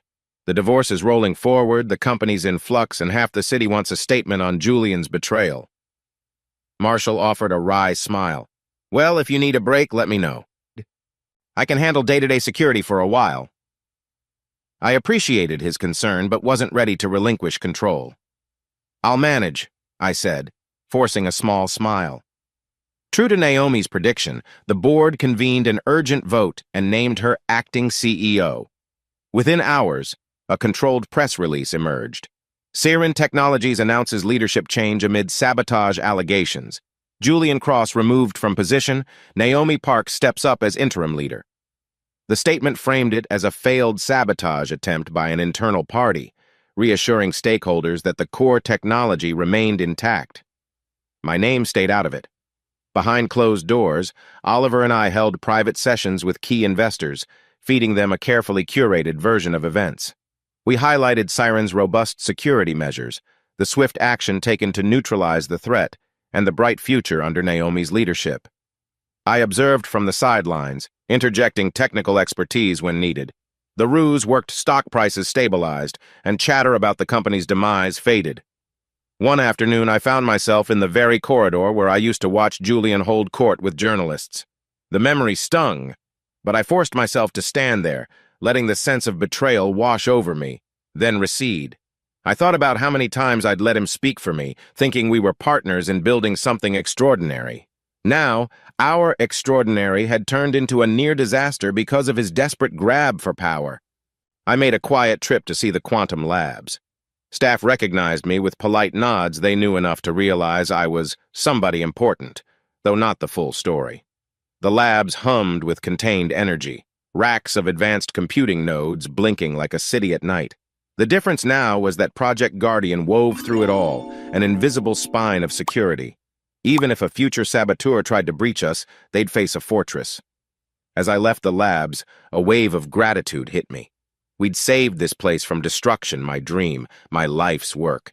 If I'd folded under heartbreak or fear, Julian might have walked away with the technology that could change the world for the worse. So many times I'd almost crumpled, but each betrayal had only hardened my resolve. That evening, I visited an old co-working space I'd once used as a front for my IT consultant persona. I sat in the quiet lounge area, dim lamps casting warm pools of light on worn couches. This was where I'd first hidden from Bianca's scorn, pretending to be nothing more than a mid-level employee. Now the facade was gone. The co-working suite felt like a relic of a life I no longer recognized. While I sipped stale coffee from a machine in the corner, I opened my laptop to a personal email folder. A new message from Audrey Harrington sat unread, subject line, reconciliation. My stomach twisted. I hadn't spoken to her since the Thanksgiving disaster. With a deep breath, I clicked it open. Audrey's words, surprisingly contrite, read, Dear Connor, I realize I have played a role in the pain my daughter and you have experienced. I should never have interfered in your marriage. My fear of losing status clouded my judgment. I hope we can speak, if only for closure. Audrey. A bitter chuckle escaped me. So she, too, had realized her manipulations had backfired. I hovered over the reply button, uncertain. Did I owe her a response? She was partially responsible for pushing Bianca into Ethan's arms, after all. Ultimately, I typed a short note. Thank you for your message. I appreciate the acknowledgement, but I'm not ready to speak at length. Take care, Connor. It was as polite as I could manage, though the anger still simmered. Maybe in time I'd come to terms with her meddling. For now, focusing on the future felt more pressing. Returning home, I stood in my living room, the hush accentuated by the faint hum of the refrigerator. The divorce process was forging ahead, but with minimal hostility now that Bianca had backed off. Julian was behind bars, awaiting formal indictment. Ethan Cole's reputation lay in tatters, his empire on the brink of collapse. Yet for all the chaos, I felt an odd sense of healing begin. The swirl of conflict had forced me to clarify my priorities, Siren, yes, but also my own resilience. The hush no longer felt suffocating, but brimming with possibility. I sank into the couch, letting exhaustion wrap me like a heavy blanket. My eyes flickered shut, a single thought echoing in the quiet. I'm free. Free from illusions, from manipulative friends, from a marriage built on shaky foundations. In that moment, I resolved to keep building my company, my life, on a sturdier moral ground. A light snow blanketed the streets, muffling the city noise and transforming familiar avenues into a winter postcard. I stepped out onto the sidewalk in front of my small apartment, feeling the chill seep through my coat. With the crisis at Siren stabilized, I'd taken a rare morning off to clear my head. Crisp air filled my lungs, helping me shake off the lingering weight of heartbreak. I carried a letter in my coat pocket, Audrey Harrington's newest attempt at an apology. It had arrived in the mail late last night, scrawled in her elegant handwriting. I considered discarding it unread, but morbid curiosity led me to open it. As expected, it was full of half-baked contrition and fear about losing her social standing. She pleaded for some amicable resolution, presumably meaning she hoped I wouldn't tarnish her reputation further. In a quiet, resolute act, I tossed it into a public trash bin. Maybe that was petty, but I'd had enough of Audrey's manipulations. Her regrets seemed insincere, a desperate attempt to salvage appearances. I preferred to focus on my own path forward. Back inside my apartment, I fed Hazel, my cat, who meowed indignantly, as though demanding why I'd left her waiting an extra half hour. Satisfied she had fresh kibble, I poured myself a cup of coffee and padded to the window, gazing out at the snowy landscape. The city looked peaceful, as if the last few weeks of turmoil had never happened. My phone chimed a text from Oliver Reed. Final divorce hearing date set for next week. Settlement to be signed in judge's chambers. Let me know if you have concerns. I inhaled slowly. The finality of that date would mark the official end of my marriage. Despite everything, it felt bittersweet. I typed back a quick response. Understood. No concerns. Staring at the phone, memories flickered. Bianca's laughter in our first apartment. The day we promised to support each other's ambitions. The quiet nights we spent binge-watching TV, joking about our future kids. I closed my eyes, letting the pang of loss surface, then dissipate. That version of our life was gone, replaced by something more honest, if painful. Determined to push forward, I dressed in a casual sweater and jeans, deciding to walk to a local cafe for a bite. The place was cozy, featuring warm lights and chalkboard menus.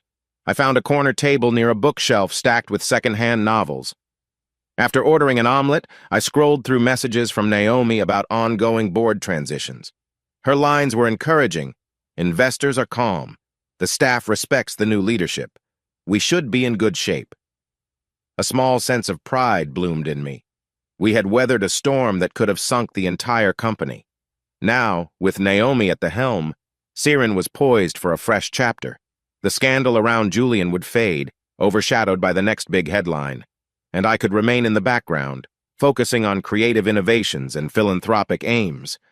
Lost in thought, I barely noticed an older gentleman approach my table. He smiled tentatively. "Excuse me, are you Connor West? I recognize you from a conference photo with Julian Cross. Or maybe it was a news snippet about the sabotage." My stomach tensed, but I forced a polite smile. "Yes, that's me." The man extended a hand. "Name's Terrence Moore. I'm a longtime shareholder at Siren, had some small investments. I just wanted to say thank you. Things could have gone a lot worse if you hadn't stepped in." He paused. "I know there's more to the story than the media shares, but from one investor to another, I'm glad the company's secure." I shook his hand, uncertain how to respond. "I appreciate that," I said quietly. "We did our best to handle it." He seemed to sense my guardedness. "I won't pry, but your quiet leadership has earned my respect. If you ever need support in any philanthropic endeavors, here's my card." He slipped a business card onto the table. "No pressure. Just wanted you to know there are people who see the good you're doing." With that, Terrence Moore offered a warm nod and left me to my meal. My thoughts churned. The world beyond my private conflicts was noticing, quietly rooting for me. It felt both humbling and a bit surreal. For so long, I'd hidden behind the role of an IT consultant, trying not to overshadow Julian. Now, people recognized me in a random cafe, praising me for saving the company from sabotage. I ate my omelet slowly, absorbing the realization that my life was forging a new direction. Bianca was stepping out of it. Julian was behind bars. Audrey's attempts at contact lay in a trash bin. Meanwhile, I had supporters like Naomi, Oliver, Marshall, and even random well-wishers like Terrence. More importantly, I had myself, my vision, my moral compass. The rage that once fueled me was gradually morphing into clarity about what truly mattered. Returning home, I faced the half-packed boxes stacked by the living room wall. At first, I'd planned to move to a bigger, more luxurious place proved that I was no longer the pathetic salaryman Audrey despised. But now, I realized I liked this simpler apartment. It was my personal sanctuary, far from the illusions of high society. Maybe I'd stay a while. With new resolve, I unpacked a few of the boxes. I found old pictures, including one of Bianca and me from happier times. For a moment, I weighed whether to keep it or discard it. In the end, I slid it into a desk drawer, not ready to destroy that memory, but unwilling to display it openly. Later, I settled at my small desk, drafting a list of personal goals. It felt like writing a blueprint for the next phase of my life. Finalize the divorce with minimal drama. Continue supporting Naomi and Oliver in stabilizing Siren. Eventually consider a philanthropic branch focusing on ethical quantum computing, my way of ensuring our technology served the greater good. Focus on personal well-being, therapy, new hobbies, real friendships. My pen hovered after the last item, and I added one more bullet. Leave bitterness behind. That was, in many ways, the hardest step. Letting go of bitterness meant accepting the heartbreak and betrayal without letting it define me forever. It meant acknowledging that Bianca's love once felt real, that Julian was once a friend, that Audrey was once more than just an adversary. And it meant forging a path forward fueled by hope, not vengeance. A knock at the door interrupted my scribbling. This time it was a package delivery, no unwelcome visitors. I sighed with relief, scrawling my signature on the digital pad. Inside the box were updated marketing materials for Siren's next project, clean energy applications using quantum modeling. The sight of them reminded me that for all the turmoil, the future was brimming with possibility. I gazed out the window again, watching the snow continue its silent dance. The hush of the late afternoon felt less like loneliness, more like a blank canvas.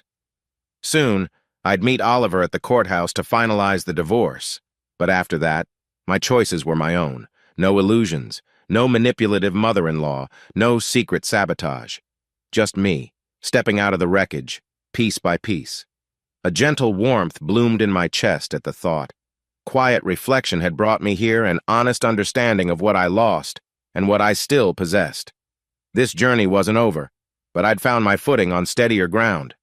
Tomorrow, I'd walk into that courthouse as a man unburdened by secrets, ready to sign away a marriage that no longer existed. And after that, I'd see where the road led, confident that I owned my fate at last. Winter sunlight streamed through the tall windows of Siren Technologies' newly renovated conference hall, illuminating the row of chairs set up at the front. Despite the swirling chaos of recent months, the main auditorium felt calm, like a blank canvas on which we could paint a fresh vision. I hovered near the entrance, greeting a handful of staff who'd come in on a Saturday for a special announcement I'd arranged. Since stepping back from day-to-day drama, I'd spent countless late nights reflecting on why I started Siren in the first place. It wasn't just about quantum computing breakthroughs or revolutionizing data security. Deep down, I wanted to do good to harness technology for solving real-world problems, from medical research to environmental solutions. Today's event was the first step. I'd quietly invited key employees, plus a few philanthropic consultants and ethical technologists from outside organizations. Most of them only knew me as the quiet major shareholder or mysterious founder. Now I was determined to be more open even if I stayed out of the broader press spotlight. I smoothed my jacket, stepping onto the small makeshift stage. The buzz of conversation dulled when Naomi Park introduced me as Connor West, our guiding visionary. I caught a flicker of surprise among the guests, those who recognized the significance of my real role at Siren. My pulse hammered, but I forced a steady smile. "Thank you all for coming," I began, voice echoing slightly in the high-ceilinged hall. "I know this is unusual, especially on a weekend." but it feels necessary to share what I've been working on in private, my dream for Siren beyond corporate success. I clicked a button on a remote, revealing the slide Siren Foundation for Ethical Computing. A few murmurs rippled through the audience. I exhaled, continuing. Quantum technology can either become a terrifying weapon or a powerful force for positive change. We've seen how easily unscrupulous people— I paused, recalling Julian and his sabotage attempts— can twist breakthroughs for personal gain. I refused to let that overshadow our potential to heal and innovate. Over the next 20 minutes, I outlined the Foundation's mission: funding scholarships for underprivileged students in STEM, collaborating with medical researchers on advanced disease modeling, and supporting environmental initiatives that leveraged quantum computing for climate solutions. I also vowed to tie the Foundation's activities to strict ethical guidelines, ensuring no corner could be exploited like before. When I finished, a hush settled. Then came scattered applause, quickly swelling into genuine enthusiasm. Naomi, seated in the front row, offered a nod of encouragement that warmed my chest. I'd half expected skepticism or pushback, but the people here seemed eager, perhaps relieved, to see me focusing on something constructive after all the corporate intrigue. During the informal quanda, a tall woman in a sleek blazer raised her hand. "I'm Dr. April Diaz, from the Institute of Medical Innovations. Your talk resonates with my team's research into quantum-based cancer modeling. Are you open to partnerships that might accelerate development?" My heart quickened. Julian had also chased medical angles, though for selfish reasons. But Dr. Diaz's tone was earnest, her eyes alight with genuine curiosity. "Absolutely," I replied, offering a small smile. "In fact, that's one of our top priorities. Perhaps we can discuss specifics over coffee sometime." She returned my smile. "I'd love that. Our lab has been seeking a stable partner with robust quantum infrastructure." We exchanged contact info after the session. I felt a spark of optimism I hadn't experienced in months. This foundation, these alliances, it was exactly why I'd founded Siren in the first place, before betrayal and heartbreak overshadowed everything. Following the gathering, Naomi pulled me aside. "Connor, that was wonderful. People are excited. I am too. You're giving them a reason to see Siren as more than just a tech giant with recent scandals." I smiled, feeling tension ease from my shoulders. It's about time I stepped up with a positive message, not just damage control. She studied me. "You look lighter than I've seen you in a while. How are you really?" A swirl of emotions rose, memories of Bianca's final apology, the divorce's looming final date, the hum of emptiness in my quiet apartment. But amid all that, there was a growing sense of purpose. "I'm okay," I said, voice soft. "Better than I expected to be." Naomi nodded, seeming relieved. She'd shouldered a lot of weight as acting CEO, but today I sensed a new synergy. We weren't just triaging crises anymore, we were building again. As the crowd trickled out, a hush fell in the once busy auditorium. I lingered, scanning the ghostly outlines of chairs, imagining future conferences or workshops where we'd train the next generation of ethical technologists. The thought buoyed me, fueling a determination to stand by my vow, never let secrecy and greed undermine my work again. Outside, the sun shone brightly on the city's snow-dusted streets. Dr. Diaz waited near the curb, chatting with a colleague. Catching my eye, she flashed a friendly wave. I walked over, exchanging a few pleasantries about potential collaborations. Nothing flirtatious, just professional. But there was an easy warmth in her manner that I appreciated. "What you said about healing stuck with me," she commented. "I think science has the power to heal not just physically, but psychologically. If we focus on the good we can do, maybe we help ourselves heal along the way." Her words struck a chord, and I found myself nodding. "Exactly," I said. "I want to use the heartbreak I've been through as motivation to create something meaningful, not dwell in bitterness." As she climbed into her rideshare, she left me with a thoughtful smile that lingered in my mind. Perhaps, I mused, forging new connections like this could be part of my personal journey. After everything I'd lost my marriage, my blind trust in old friends, I was cautious, but I couldn't remain isolated forever. The possibility of forming new bonds, even if just professional, felt hopeful. That afternoon, back at my apartment, I sat at my desk drafting a mission statement for the Siren Foundation for Ethical Computing. Words flowed more easily than expected, about uplifting communities, driving medical breakthroughs, championing transparency. The shadows of betrayal and heartbreak hovered but didn't smother me. Each keystroke felt like a small reclamation of who I wanted to be. Hazel, my cat, hopped onto the desk, tail flicking across the screen. She meowed as if urging me to stretch my legs. Taking her hint, I paused to feed her. The apartment smelled faintly of the aromatic candle I'd lit, and the window revealed the city's skyline turning golden in the late daylight. For the first time in a long while, I felt a sense of calm, a calm that came from forging a purposeful path, unburdened by secrets or illusions. Later that evening, I rechecked messages. One from Oliver Reed confirmed the final divorce hearing date next week. No surprises there, Bianca wasn't contesting anymore, so we'd likely end that chapter quietly. A pang of regret surfaced, but I shoved it aside. Our story had served its time. I turned back to my laptop, finishing the mission statement with a final, decisive line. We vow to create a future where quantum innovation serves humanity, never undermines it. Reading it over, I felt a rush of conviction. This was my North Star. I might have begun as a naive founder, and the journey had cost me dearly. But if I poured my heart into ensuring no one else misused our breakthroughs, maybe the pain would transform into something worthwhile. As nighttime settled, I gazed out the window at the sparkling city lights. A feeling of renewal pulsed in my chest. This was only the beginning. Tomorrow, I'd file the official paperwork for the foundation, and soon we'd launch pilot programs for underprivileged STEM students. Each step forward marked a new perspective, a commitment to building, not tearing down. In that quiet, with Hazel purring at my feet, I smiled. Betrayal had given me scars, but it also sharpened my purpose. Part of me needed that rebirth, a shift from vengeful heartbreak to determined optimism. And so, in the hush of my small apartment, I embraced the next phase, thankful that I still had the power to shape my own destiny. The morning of the final divorce hearing dawned crisp and cold. A soft layer of fresh snow coated the city sidewalks, muffling footsteps into hushed echoes. My breath curled in white plumes as I walked up the courthouse steps.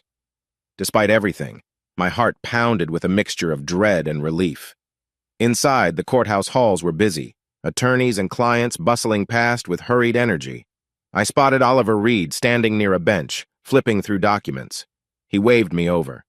"They're running a bit late," he said, checking his watch. "Bianca should be here any minute." I nodded, swallowing. "Let's just get this done." We waited in silence. Eventually, Bianca appeared around the corner, wrapped in a long wool coat. Her face was pale, eyes downcast. With her was a different attorney than she'd had before, someone younger, less combative. Good, I thought. I had no appetite for another legal skirmish. Inside the judge's chambers, the proceeding was surprisingly brief. We confirmed that the prenuptial clause held, awarding Bianca a modest settlement and concluding that she'd keep her personal belongings. No fight over real estate. The apartment was mine. The restaurant property was worthless after Ethan's downfall.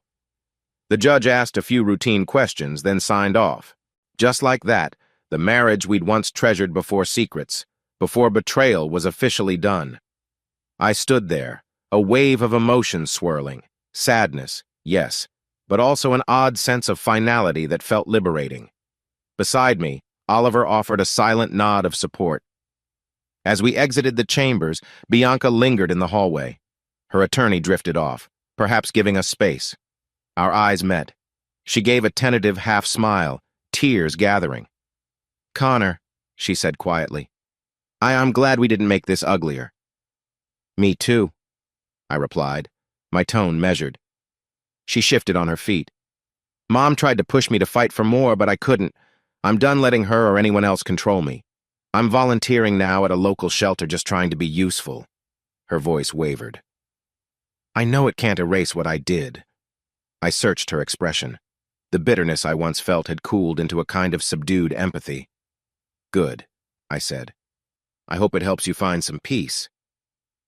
She swallowed, stepping closer. "There's something I wanted to give you." From her coat pocket, she pulled a small envelope. "It's not legal papers or anything, just some pictures I found. Of us, before everything went wrong." A lump formed in my throat. Carefully, I took the envelope. "Thank you," I murmured. She managed a shaky laugh. "We had good times, didn't we?" "I don't want you thinking it was all fake." A swirl of old memories flitted through my mind. Lazy Sundays cooking breakfast together, spontaneous road trips, the youthful excitement of forging a future. "We did," I admitted softly. "I'll try to remember it that way." Her eyes brimmed. "Connor, I know this is the end, but I'm grateful for what we shared even if we destroyed it. And I'm sorry truly for my part." I offered a small nod. "I appreciate that. Let's leave it there." She exhaled shakily, then turned to go. As she disappeared down the hallway, a warmth of final acceptance bloomed in my chest. There was no going back, no illusions that we'd rekindle what once was. But we parted without open hostility, letting regret transform into mutual closure. Oliver approached, gently touching my shoulder. "Ready to go?" "Yes," I said, pocketing the envelope of photos. "Let's head out." That evening, I returned to my apartment, passing by a local bakery. On impulse, I bought a small box of pastries. I didn't usually indulge, but I felt like commemorating the end of one era and the start of another. In my living room, I flipped through the pictures Bianca had given me. Some were from our early dating days, smiling selfies, silly poses at a carnival. My throat tightened again, but it was a healthy ache, reminding me I was still human, still capable of both hurt and gratitude. After a silent moment, I tucked the photos away in a desk drawer, next to the ones I'd previously hidden. Enough time had passed that I could keep them without stabbing pain. It was a chapter closed. The next morning, I stopped by the animal shelter where Bianca mentioned she volunteered, though I kept my presence hidden. I watched from a distance as she helped feed and walk rescued dogs. Her expression was earnest, her gestures gentle. It wasn't my place to intrude or talk. A flicker of relief coursed through me.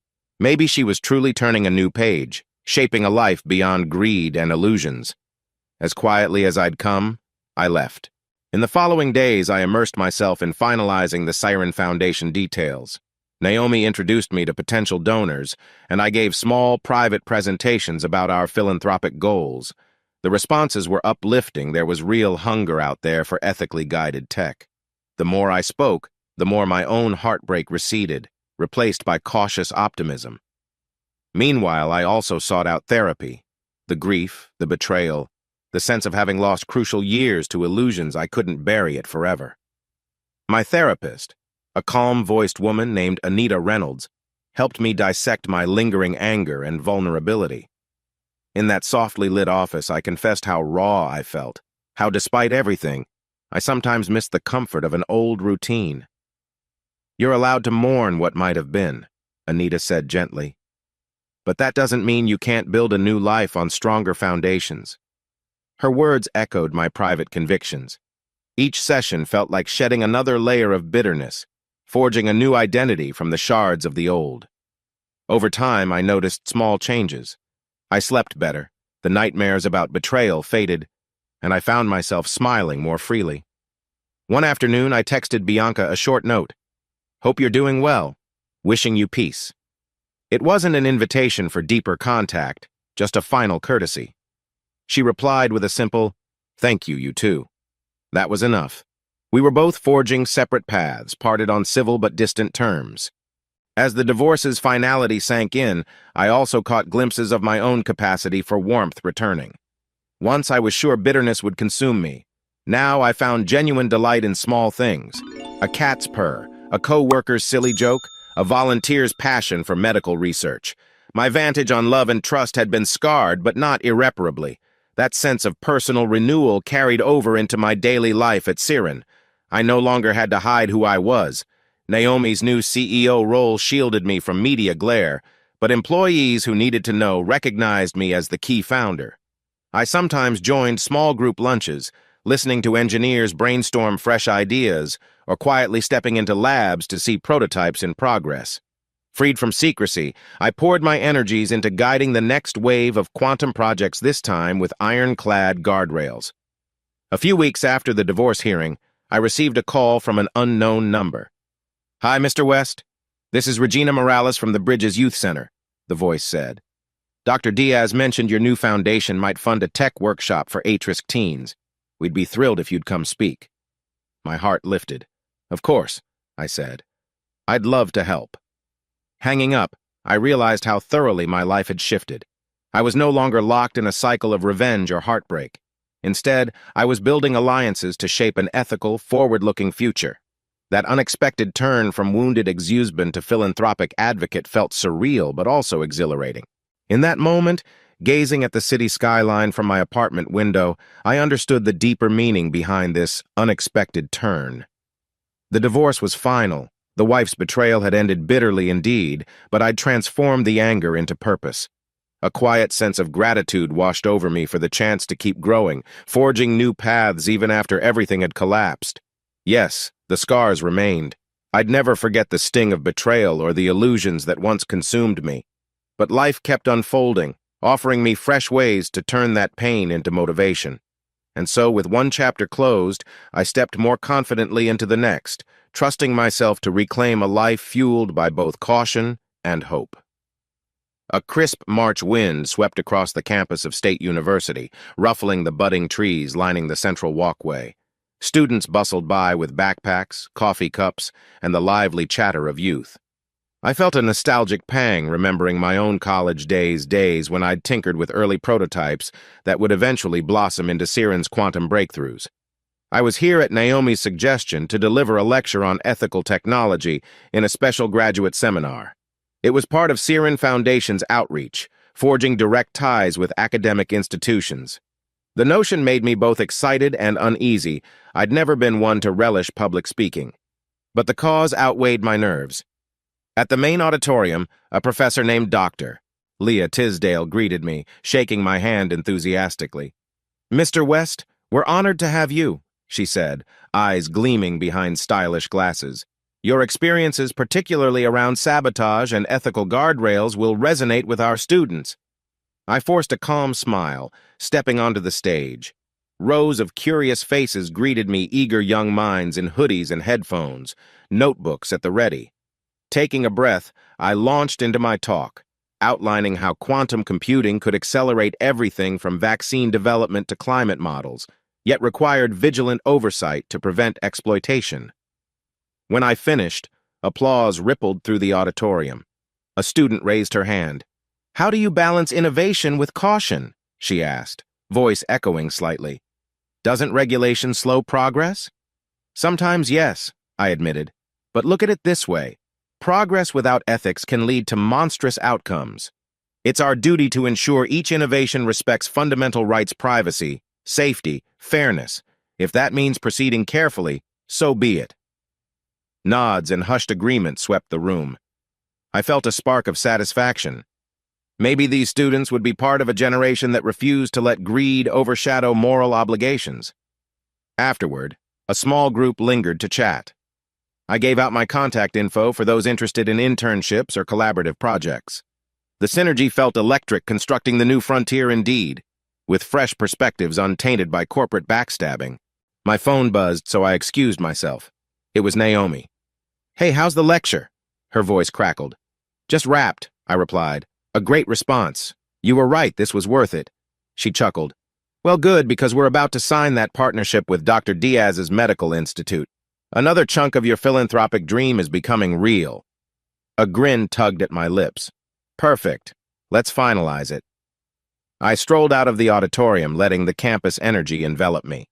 On the quad, I spotted a demonstration table for an environmental club, students collecting signatures to press local officials on eco-friendly policies. The scene reminded me that so many young people were hungry for meaningful change. In my earlier, more cynical days, I might have overlooked that. Now I saw potential allies everywhere. That evening, I returned to Siren's main office, heading to the executive floor. Naomi had an after-hours chat scheduled with Oliver Reed and a couple of philanthropic advisors. I walked in to find them sipping coffee around a conference table, scattered with documents. "Connor, good timing," Naomi said, gesturing me over. "We're refining the philanthropic budget. We want to allocate a portion specifically to job training programs for ex-convicts or disadvantaged groups. That ties into your mission of making sure advanced tech doesn't leave people behind." Oliver tapped a spreadsheet. "It's ambitious, but if we handle it properly, It could reshape how the industry sees Siren, no longer overshadowed by the sabotage scandal. Instead, we become a beacon for inclusive progress. I nodded, heartened. Count me in. Let's do it. In that moment, I realized how far we'd come from the shadowy days of boardroom leaks and marital betrayals. We had an entirely new frontier to construct, one that combined quantum innovation with genuine social impact. Around 8 p.m., we wrapped up. Naomi and Oliver left, but I lingered, wandering the silent halls. In a quiet alcove near the labs, I ran into Dr. April Diaz, who was just finishing a meeting with some of our engineers. We'd grown comfortable acquaintances over the past weeks, exchanging ideas on bridging advanced computing and medical research. Burning the midnight oil? She teased, tucking a folder under her arm. I gave a sheepish shrug. You too, it seems. Everything going smoothly with the new partnership? She lit up. Exceedingly. We're finalizing a pilot project to simulate complex tumor growth scenarios. If it works, we might slash years off certain clinical trials. Our lead oncologist is thrilled. The excitement in her voice drew a genuine smile from me. That's exactly what I hoped. Quantum's potential is staggering, but only if it serves real human needs. She studied me, her gaze warm. You have a way of making all this feel personal, not just corporate. We need more leaders like that. A small flush of gratitude crept up my neck. It is personal, I said softly. I guess I've learned the hard way that chasing success alone can lead to dark places. Tying everything to a moral center might be the only way I can move forward. For a moment, we stood there in companionable silence. It struck me how easily we connected compared to the guarded wariness I'd once carried. Perhaps it was the shared passion for healing. Or maybe I was just letting my guard down. My mind flickered to the possibility of more than professional camaraderie, but I reminded myself not to rush. I was still healing. After Dr. Diaz left, I wandered into the lab for a final check, passing glowing racks of servers and half-assembled prototypes. A hush enveloped me, reminding me of the nights I used to clandestinely monitor Siren's progress while pretending to the world I was just an IT consultant. Now, the secrecy was gone, replaced by a sense of open collaboration. I felt a pang recalling Julian's betrayal, but it was less bitter and more reflective. He could have shared in this new direction if only greed and desperation hadn't consumed him. That past, however painful, had taught me to be vigilant about the culture we were building. No hush-hush deals, no exploitation of breakthroughs for personal gain. Instead, everything was laid out with transparent goals. Standing amidst the quiet hum of machinery, I traced my fingers over the polished steel of a newly installed quantum rig. "We'll do better this time," I whispered, voice echoing off the metal. The rig's status lights glowed as if in agreement. The next day, I visited the newly established Siren Foundation wing in the building's annex, an airy space with bright murals on the walls. Volunteers and staff bustled about. They'd started collecting proposals from nonprofits, brainstorming educational workshops, and coordinating with youth organizations. It felt alive with possibility, a stark contrast to the tension that once plagued these corridors. At the front desk, I glimpsed a new volunteer flipping through pamphlets. She glanced up shyly. "Good morning, Mr. West. Everyone's excited to be part of something that blends cutting-edge technology and real social impact." I gave a modest nod. "Thanks. And please, just call me Connor. We're all on the same team here." Her smile widened. Moments like these confirmed how building trust and harnessing goodwill gave me more joy than any secret net worth or revenge. The sense of a new frontier being constructed within Siren, one of mutual respect, transparency, and ethical ambition, throbbed like a heartbeat in the building's walls. As I left, I noticed a nameplate on a nearby cubicle. "Innovation with integrity."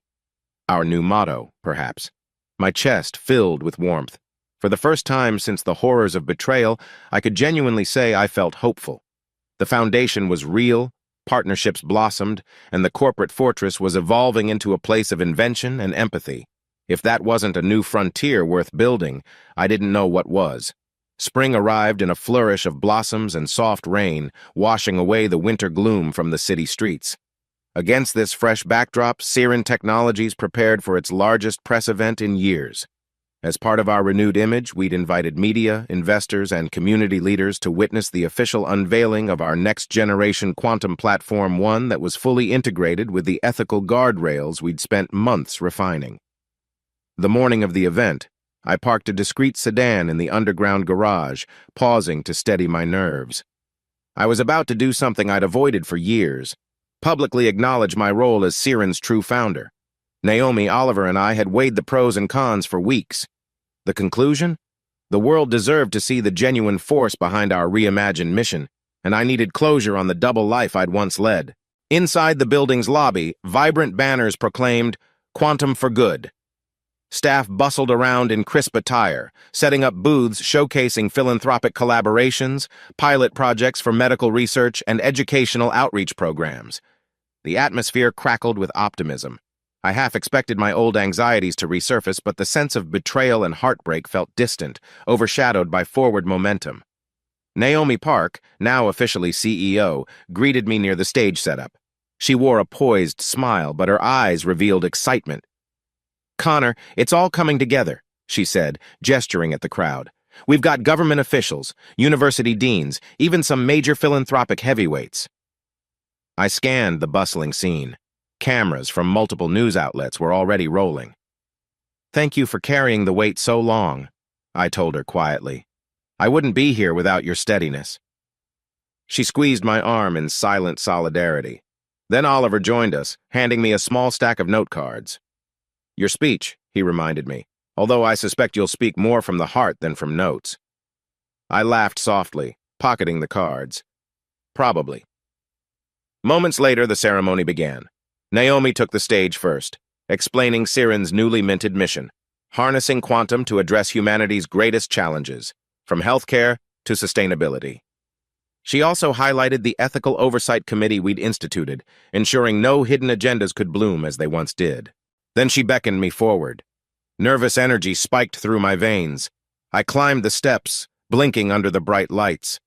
Reporters aimed cameras, murmuring as they recognized me from rumors or half-known tidbits. My pulse hammered, but I cleared my throat, remembering everything we'd endured to reach this moment. "Good morning," I began, voice echoing across the hushed auditorium. "Some of you might know me as Connor West, a quiet part of Siren's team. But the truth is, I was here from the start, founding this company with a vision of quantum computing that served humanity." A ripple of surprise coursed through the audience. I saw a few jaws drop. The reporters leaned in, capturing every word. I recounted how I once hid in the background, letting others take the public spotlight, a mistake I made, born from fear and misguided loyalty. I alluded vaguely to the sabotage, the betrayal by an old friend, without naming names or rehashing pain. Instead, I emphasized how we overcame it. "This new platform we unveil today," I said, gesturing at the sleek console behind me, "represents not just a technological leap, but a moral stance. We're embedding transparency, ethical oversight, and philanthropic partnerships into every layer. Because quantum technology, if misused, can destroy privacy and autonomy, but if guided well, it can heal, educate, and empower." Applause erupted. Flashes from cameras lit the stage. I felt a stirring of relief that the crowd's reaction was more awe than skepticism. They didn't see me as a fraud or a recluse, they saw me as a survivor who'd emerged with a more heartfelt mission. As the event concluded, I gave interviews to a few select reporters. One asked, "Mr. West, how do you respond to critics who say your philanthropic direction is merely PR after the sabotage scandal?" I smiled evenly. It's true we have a lot to atone for, but this direction isn't new. It's what I always intended. The sabotage forced me to step up, to ensure our breakthroughs never fall into the wrong hands again. Later, stepping off the stage, I caught sight of Dr. April Diaz in the audience. She beamed, giving me a congratulatory nod. Warmth blossomed in my chest. Maybe I'd invite her for dinner soon, nothing too serious, just a gesture of friendship or something more, if we both were open to it. My heart was cautious but not closed. By mid-afternoon, the building hummed with celebration. Investors chatted with non-profit reps, forging new deals. University officials explored potential research collaborations. I retreated for a moment to a quiet corner, letting the swirl of voices fade. The reflection of city skyscrapers glittered in the tall glass windows.